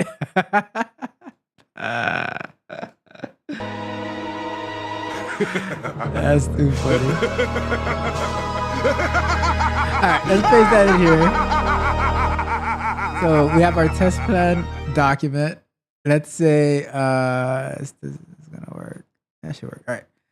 Let's give it a product. Let's say sample product number 1, right? And let's put some more Trump text in there. All right. That's a description for that product classification. There's nothing in here. Oh, I don't know. I'm just adding stuff, right? Like, I would say after you get the setup, I would behoove you to go and check out the documentation to see like what all this stuff means. Because the more you know about what the application that you're working on, the better you're going to be able to explain it, and the more impressive it is going to be to your potential prospective employers. But I'm telling you this, like, if you do something like this, you're going to blow them away. It's like just by showing the initiative to set up Docker, right? Like, Oksana, like, setting up Docker is already impressive, right? But then you set up like this right here and you're showing them, like, it's mind-blowing, right? Mind-blowing. So we're saving that. We have our sample product 1. Let's do a version, let's say, probably a version name or value. Let's do 0.1. All right. Let's save that. All right, that's cool. So yeah, whatever. Let's leave it like that. So notify author when test plan is updated, is active. Test case author, default tester. Test cases are updated. Sure. All right, cool. Let's save that.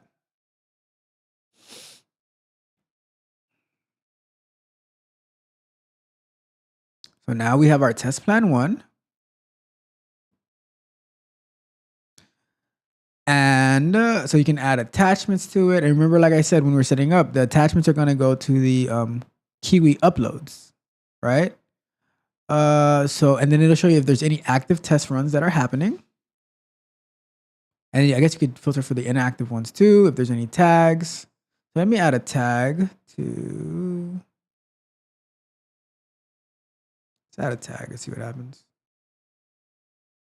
Or TC1. Let's see if we do TC1 or TP1. I don't know. Let's just see what's happening. All right. We have, so let's call this Trump Ipsum.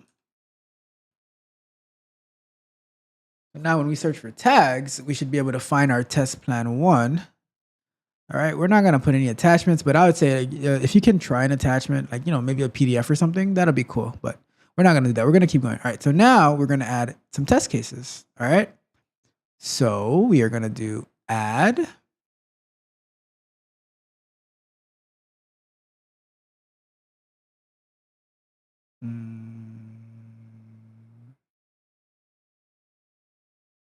Let's try that again. Add.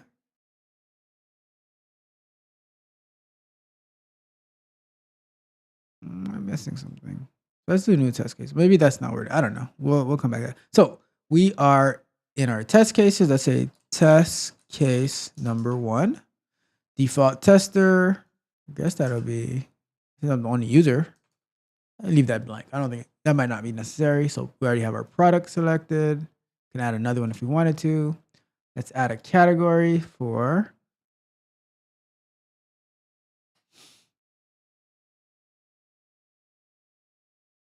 let's say we're doing, let's say this is e-commerce. We'll say checkout is a category, right? Or let's say login. Login is probably the most common, right? Login,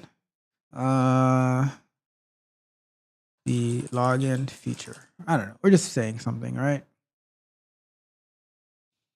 And now we are going to do We don't have any templates in here. Oh, we do. Oh, so Gherkin syntax. It gives you the scenario, the given when then. That's pretty cool. I hats off to that. That is pretty cool. All right. So then propose, confirm, disabled, needs to be updated. So you can set up a status for the test. Let's see what itemized. So steps to reproduce. So this would be used for more of like a bug possibly. And this you can do the gherkins.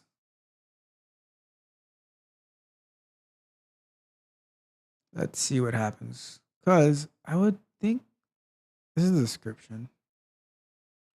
I wonder if there's like that table view for the steps you would follow. But all good, all good. So we are saving that.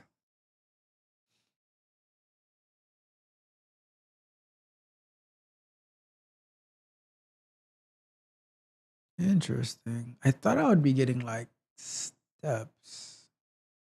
Let me edit this because maybe that's what the other one was. But like I said, we're just adding the we are adding just one before because we're not getting too far into it. We're just adding it to see what's going on. This is where you can the related bugs would show up, the related test plans would show up. Let me see if I do this.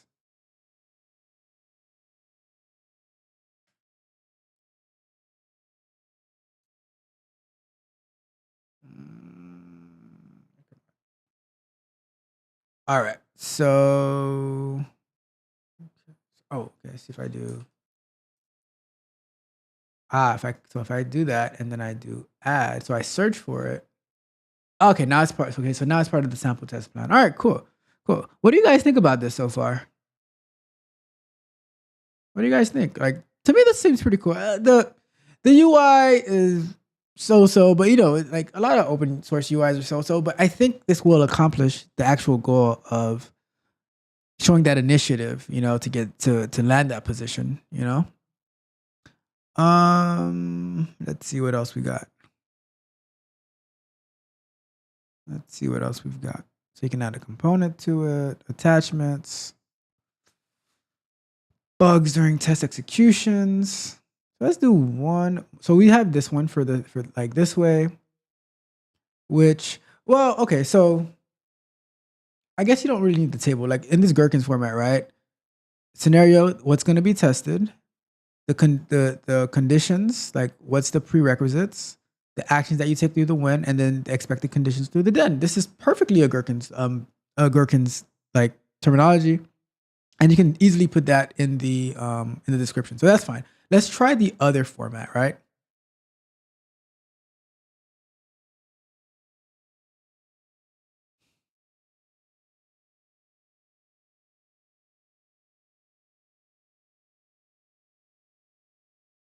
So, all right, so this time we're going to choose a template for itemized list.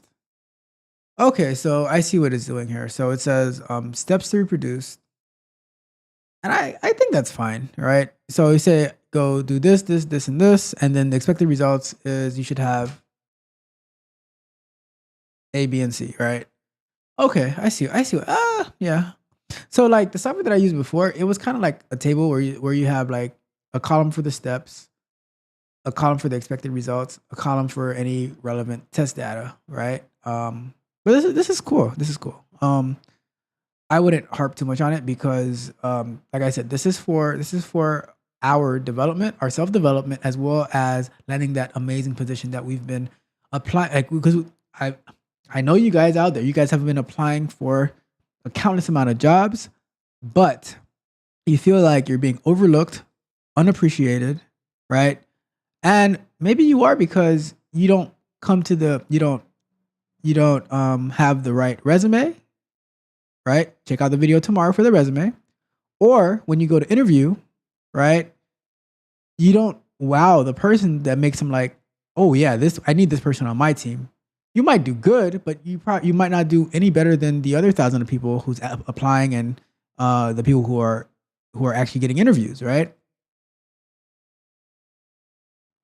Because if your resume is popping enough, and if your LinkedIn as well is popping enough, recruiters from those companies are going to reach out to you. Lunch break.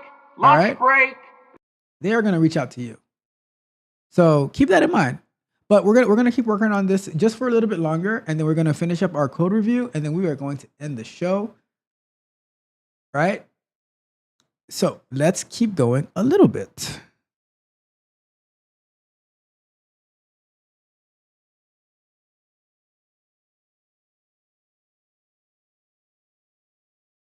All right. So let's keep going a little bit, right? So we have it like this. No big deal. I don't know what the setup duration is for, testing duration. I don't know if you can like actually track that time. Oh, you can say whether it's automated or not. So when we add our test cases that will also be automated, we will make sure we have that selected. So let's just call this one test case number 2, itemized list. And we can go back and rename the first one. And we're just going to save that, right? That's good enough that way. If you have if you're able to use it with email, you can send, CC it to different people. And let's also add this to test plan 1. Add that. And we are good to go. Okay. Now let's go back to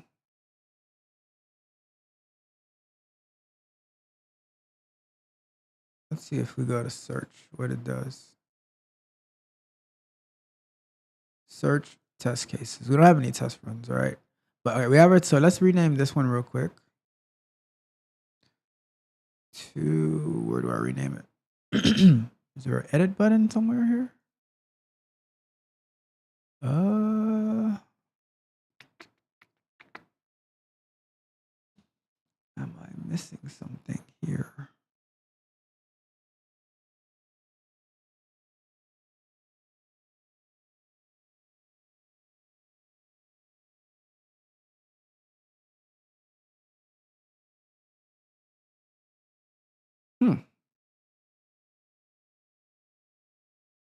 Do you guys see where to edit this? I don't see it. I know it must exist. I just don't see it.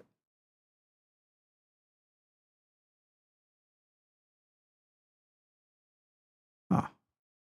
Well, I think that's good enough, right? For now, because I'm sure there's somewhere to edit it. We're just not seeing it right now. And we will at some point. All right. But I think that this is a good stopping point for today. Just surprised I don't see where I can edit it. That is very weird to me. Oh. Very weird. Should be able to edit it. Because it's like proposed, so that means you can make changes to it.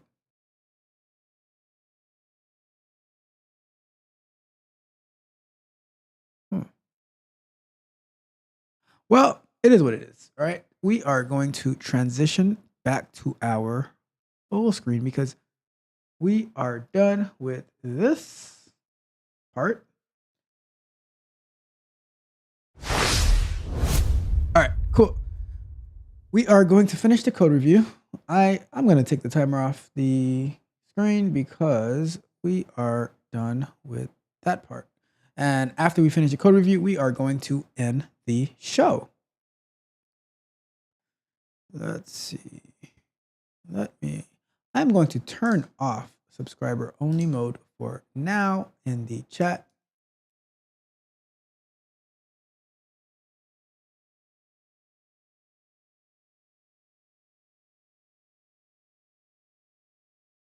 And anybody's welcome to comment at the moment.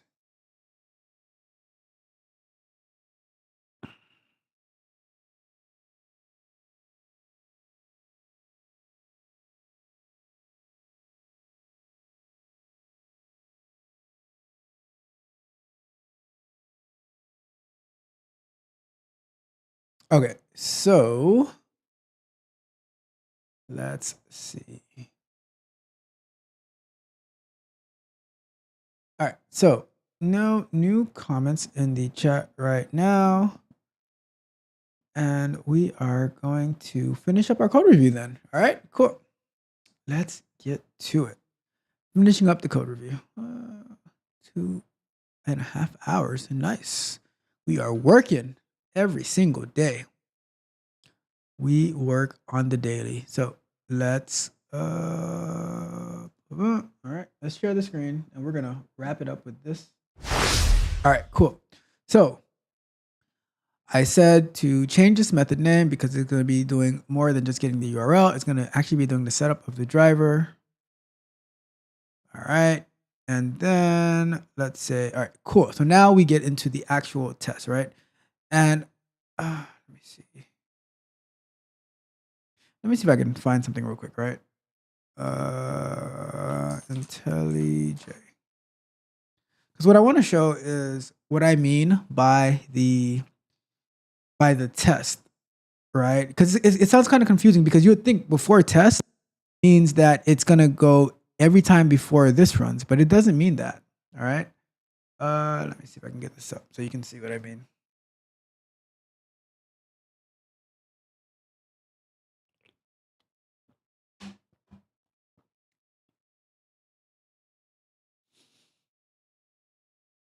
This was a project that I did. It was a technical project that I did for one of the companies that I interviewed with. So this is the, all right, where is the, where is, see how much effort I put in this, into this technical project? Like, and I think like your technical projects should be to that level of effort if you want, to, you know, to showcase, like you want, it's your time to impress, right? You want to showcase your work. So remember that. I think it was, all right. So if you look at this, right, this is the test that it means that it's going to do it before the test, right? So if you have multiple test cases in here, right, or multiple classes in here, each time a method, an at test annotation is ran. So let me see if I can put it side by side. I'll do it side by side so you can see what I'm referring to. I'll get that off the screen too.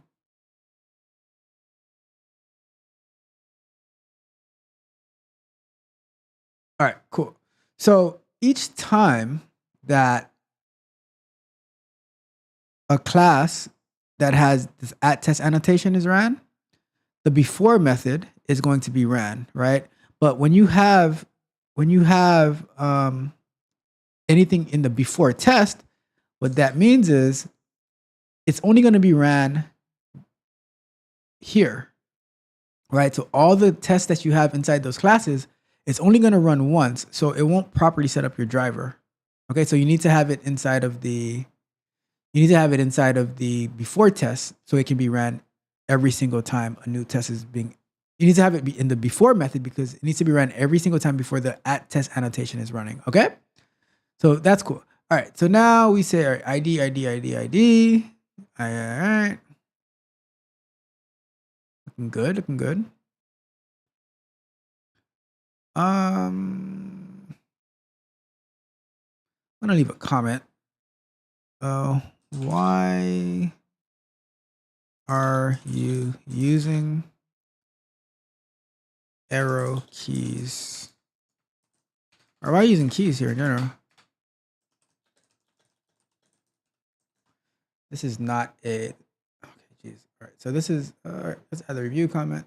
They can answer that.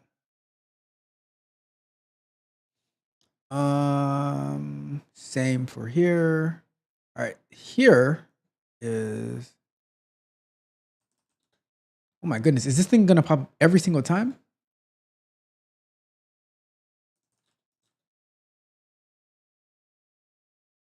Very bad. This is a very bad XPath, right? And this is the thing, like, so go back and watch the video, and I'll send it to you personally, but go back and watch the locators video that I did to show you how to select great locators. This locator right here is terrible, right? It will easily break.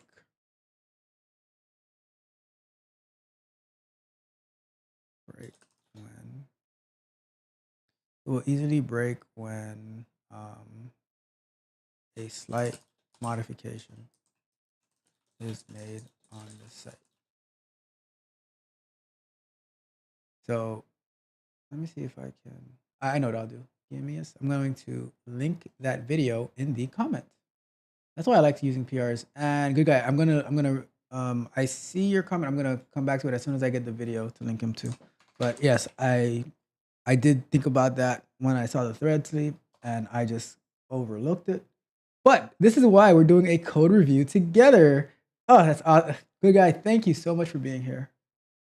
Let's see here. Let's see here. We're going to do videos. I'm just pulling up the video. I can share this on the screen actually. Why not? Let's put this over here. We are going to find the video that we did for choosing. Look at those amazing thumbnails. I wonder who created those. Let me see. Let me see. Let me see. Where? There you go. Selenium locators. I am going to copy this link and I'm going to paste it inside of the code review. Get rid of this. Get rid of this. Put that here. So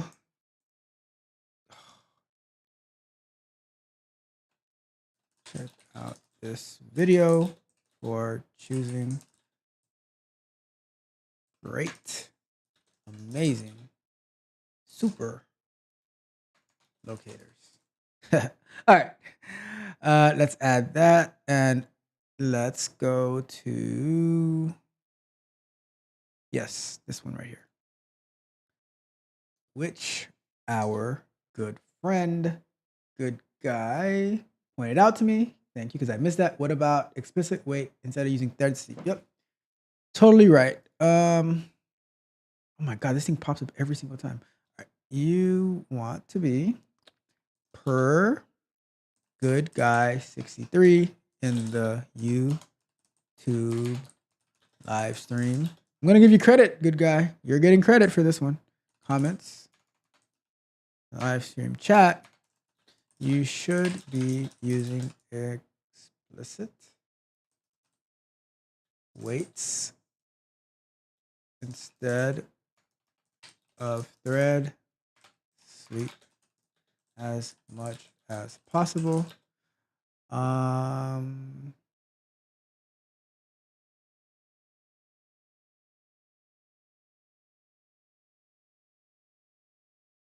You can look into doing waiting until element is clickable or visible or displayed or something like that. You have to try it out and see which works best. Look for web driver waits and it will direct you in the right direction. Looks good, good guy?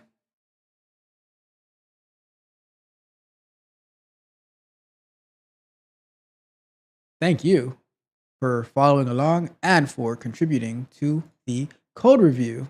All right, add review. Let's keep going. We are almost done. All right, so yeah, fix this XPath selector. Yeah, you definitely want it to be so much cleaner. Because I'm sure there's other classes and stuff that you can use along the way, because this is gonna fail. Like it's probably a fail right now. If I was to try to run this code, it would probably fail trying to find the selector. All right, and oh yeah. Also, can I edit this? Yes. Also, in the ID, if you are using double quotes to open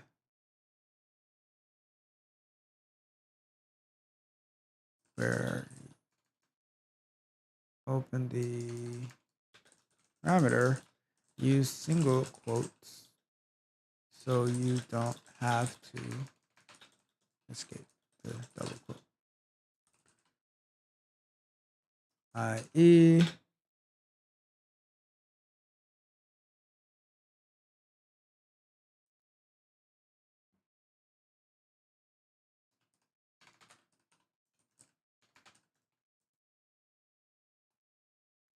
So here you just want to use a single quote, right? Because you don't need to double quote it because yeah, so that and that'll work just the same, right? So it should be good that way. So update the comment. All right, let's keep going. Let's see. It looks like you are changing tabs or windows. Okay. So it's okay. This is fine. So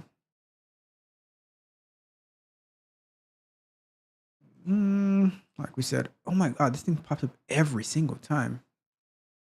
Above, try to implement web driver.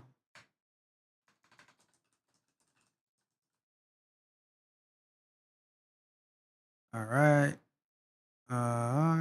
So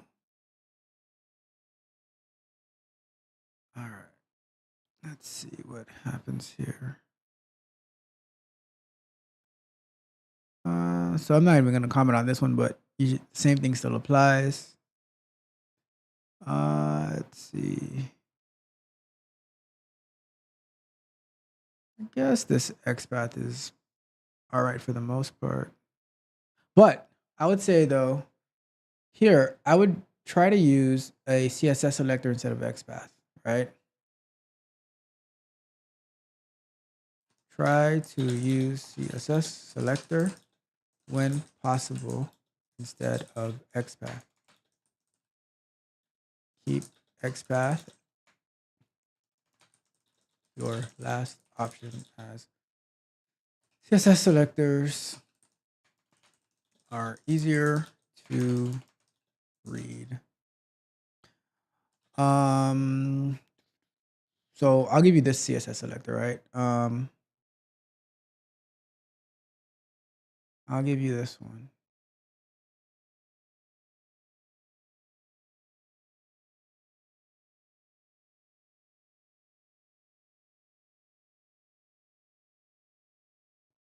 So this CSS selector would be something like, let's say we do code. So I'm not 100% sure if this is a div or something like that, but I'm gonna assume it's a div, right? But you do div like this, and then you could do, if you wanted to, you could do span input, and that should work, right? But and this is like a lot, to me, it's a lot cleaner this way. So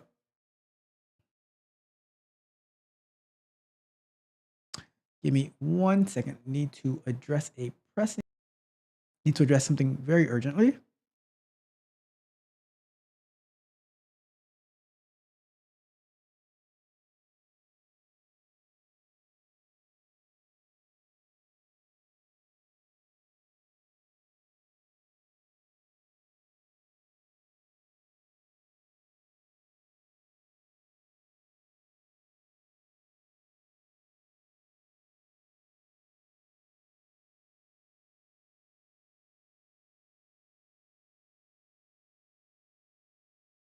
Whenever it's about food, everything stops. All right, everything stops when it gets to the food. All right, but we're back. So I would say like something like that. And I think this is a lot cleaner. I use XPath as like my last option. So I go ID name if I'm like doing a form, CSS selector, and then XPath. Like because like I use XPath in the instances like I need to target a particular position. It's a little less. It's more difficult to do that with CSS selector.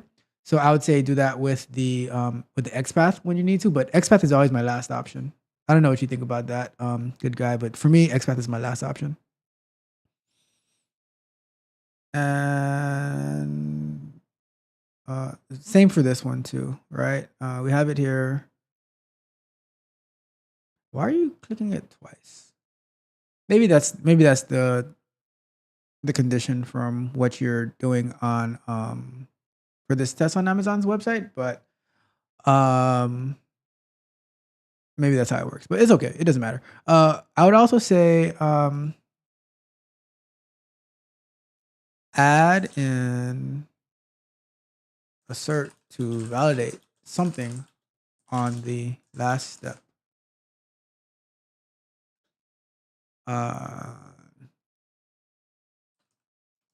That way you'll know if the test made it to the last expected page after the click, right? Insert.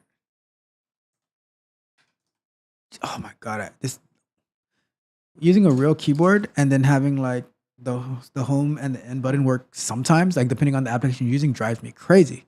I always click on home and end, and it takes me like all over the place, depending on the application. But okay, add an assert to validate something on the last step. That way you know. Okay, so let's say I don't know what page you're on, but like let's say you're on like the checkout page, the last page before the checkout. I.e. validate that the buy or complete order button is displayed, right? Something like that you want to do. All right. So that's pretty much it for this for the code review. This is good. This is good. Oh, okay. I would say as well, like add comments. I don't know if see where I can tag that in there. So I would say, yeah, same thing over here, right? Put your okay. I would name this as well. Name the method something that describes your test case, i.e. What is this doing? What is this test doing? And this is why it's important to have that description so we can know what your test is doing. Okay, so this is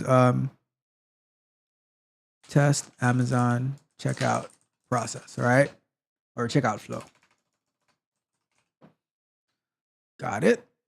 And let's say we got that. And what are you using? You are using, okay, you're good. You're using TestNG, so that's perfect. So I would say as well, which this isn't critical, but if we look at the TestNG documentation, or we don't have the TestNG documentation, we can look at my sample project, right? Let me pull up a project. Let me pull up the test that I created.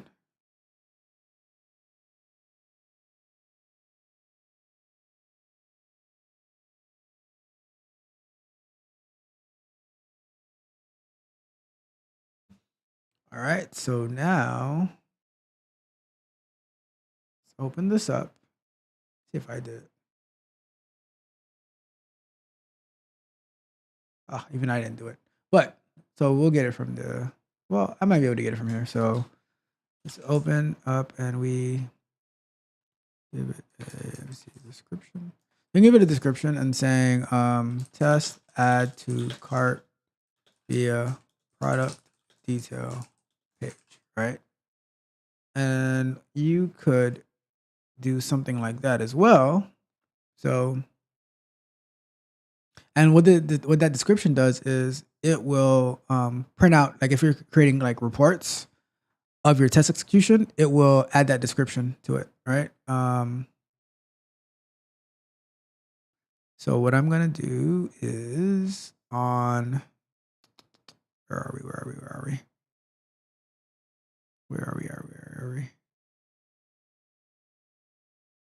Here, right? I would suggest adding a description to the test.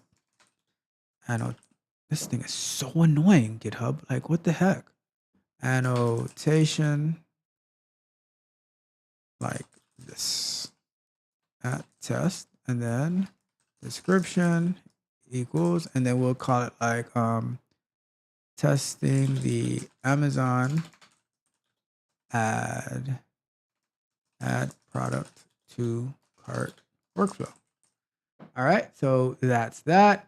And let's add the review.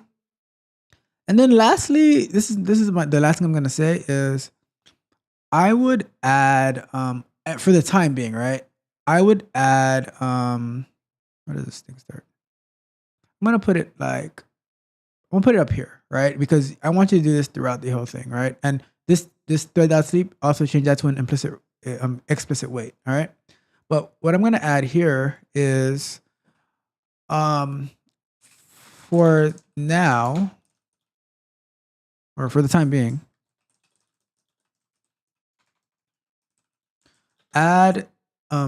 print out the steps that are being followed to the console, right? So that way, like in front of each, like there is a better way that I'll show you in the future, but because it's like one of your first automation projects, I want you just so you can like easily see where, like if the test fails, easily see where it fails at what step, instead of like just running a bunch of stuff, right? So so for instance, we would say system dot print. What is the code again for that? Here it is. System out dot print. Guys, I never remember this code. Remember the shortcuts. Print ln, and then we're gonna say, oh my god, every time I hit home or end.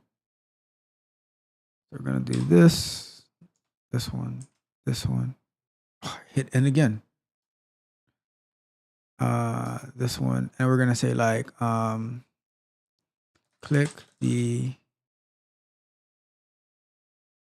account list in the navigation, right? So like print out, like write out the steps that you're doing. Like it would kind of follow your test case, right?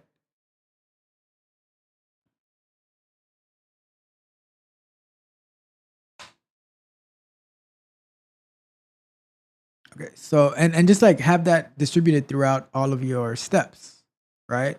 And then it'll be a lot easier to know what each step is doing, and you'll be able to understand your code a lot better. And then we can always, like, as we refactor this into the page object model, then we can like start adding those descriptions to the methods instead, like within the methods instead of like all over here. But this is a great first step. I think you did a great job, Nathan. Very good. Like the comments are just to make your code better, but you did an amazing job. I must say, you know what? Shout out to you, Nathan. And for letting me do this code review live on the air, where we had Good Guy helping me out with this code review. So that is awesome. And like when you get into like a work environment, you will have like multiple developers and other QA engineers reviewing your code to give you feedback so you guys can produce the best code possible. All right. So shout out to you again. Great job. You did amazing. All right, transitioning full screen. All right, so everybody, that is our show. Let's see. Oh, got a comment before. Let me check the comments before we head out. It says, Good Guy says, in our company, we do XPath due to library with over 600 locators in it. Whew, that's a lot. That is a lot of locators. We'll talk about that some more next time, Good Guy, because I'd like to hear about that. But thank you so much for being part of the show. That means so much to me. And we will continue the discussion. But the time has come for me to depart from thee. I had tons and tons of fun. I appreciate every last one of you who were here. And I appreciate you. because, Ain't believe in us. but I believed in you. All right? Because we are, You the best. yes, we are. All right? So Let's get it. we are going to end the show tonight. And I will see you guys on Tuesday for our Q&A session where we're going to just, chat, answer different questions. But I will leave you with that. Until next time, my friends.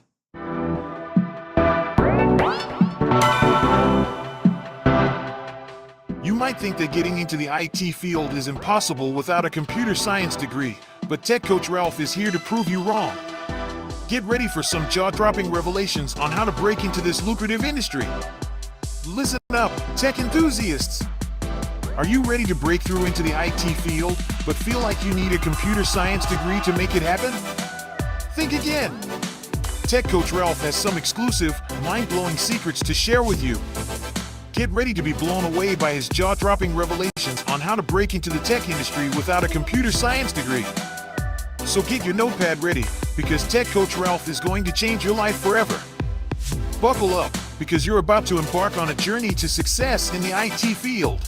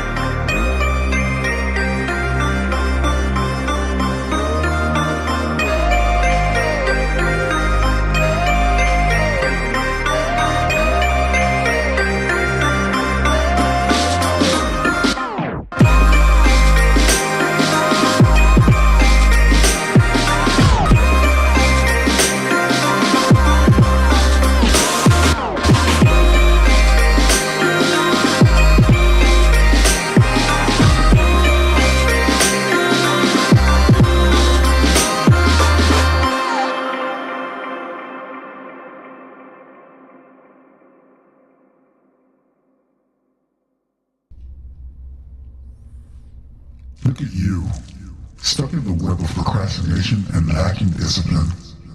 It's time to admit that you've been avoiding responsibilities and it's holding you back. Stop sugarcoating your failures with these flimsy excuses. You know very well that laziness and distractions have been ruling your life. You've become complacent with mediocrity, choosing comfort over growth. Well, guess what? Real change demands discomfort, and you must embrace it. Recognize your lack of discipline has cost you precious opportunities.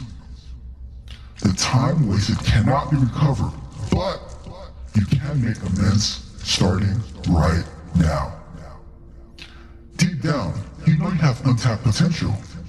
It's time to unleash it and stop hiding behind your procrastination as an excuse. Procrastination is often the result of fear. Fear of failure, fear of success, fear of the unknown. It's time to confront these fears and break free. Sure, discipline might seem like a foreign concept to you right now, but it takes time to face the music and make discipline your new best friend. You've been avoiding accountability, but it's time to take responsibility for your actions. Hold yourself accountable for your progress, or the lack thereof. Feel the weight of regret for all the time wasted and opportunities missed.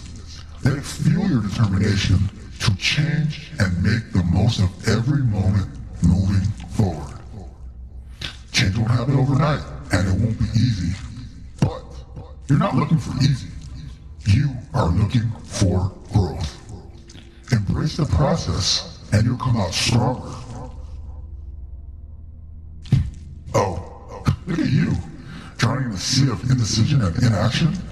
Your inability to make choices or stick to a plan is pathetic.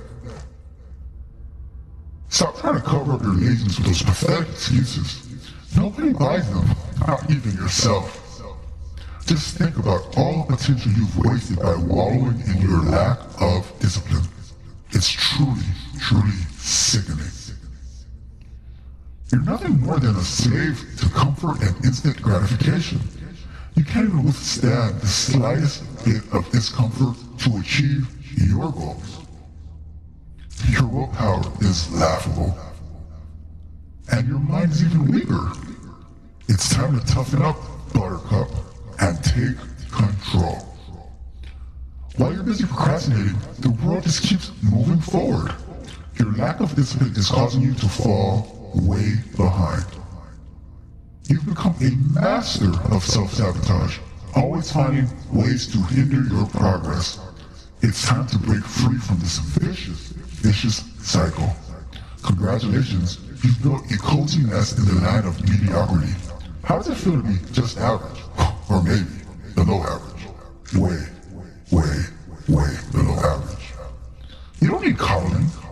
You need a reality check. Stop babying yourself and face the truth. You are weak. Enough is enough.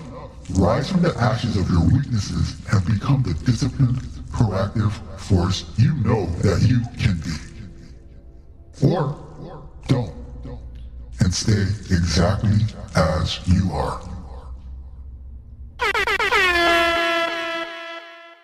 I appreciate you.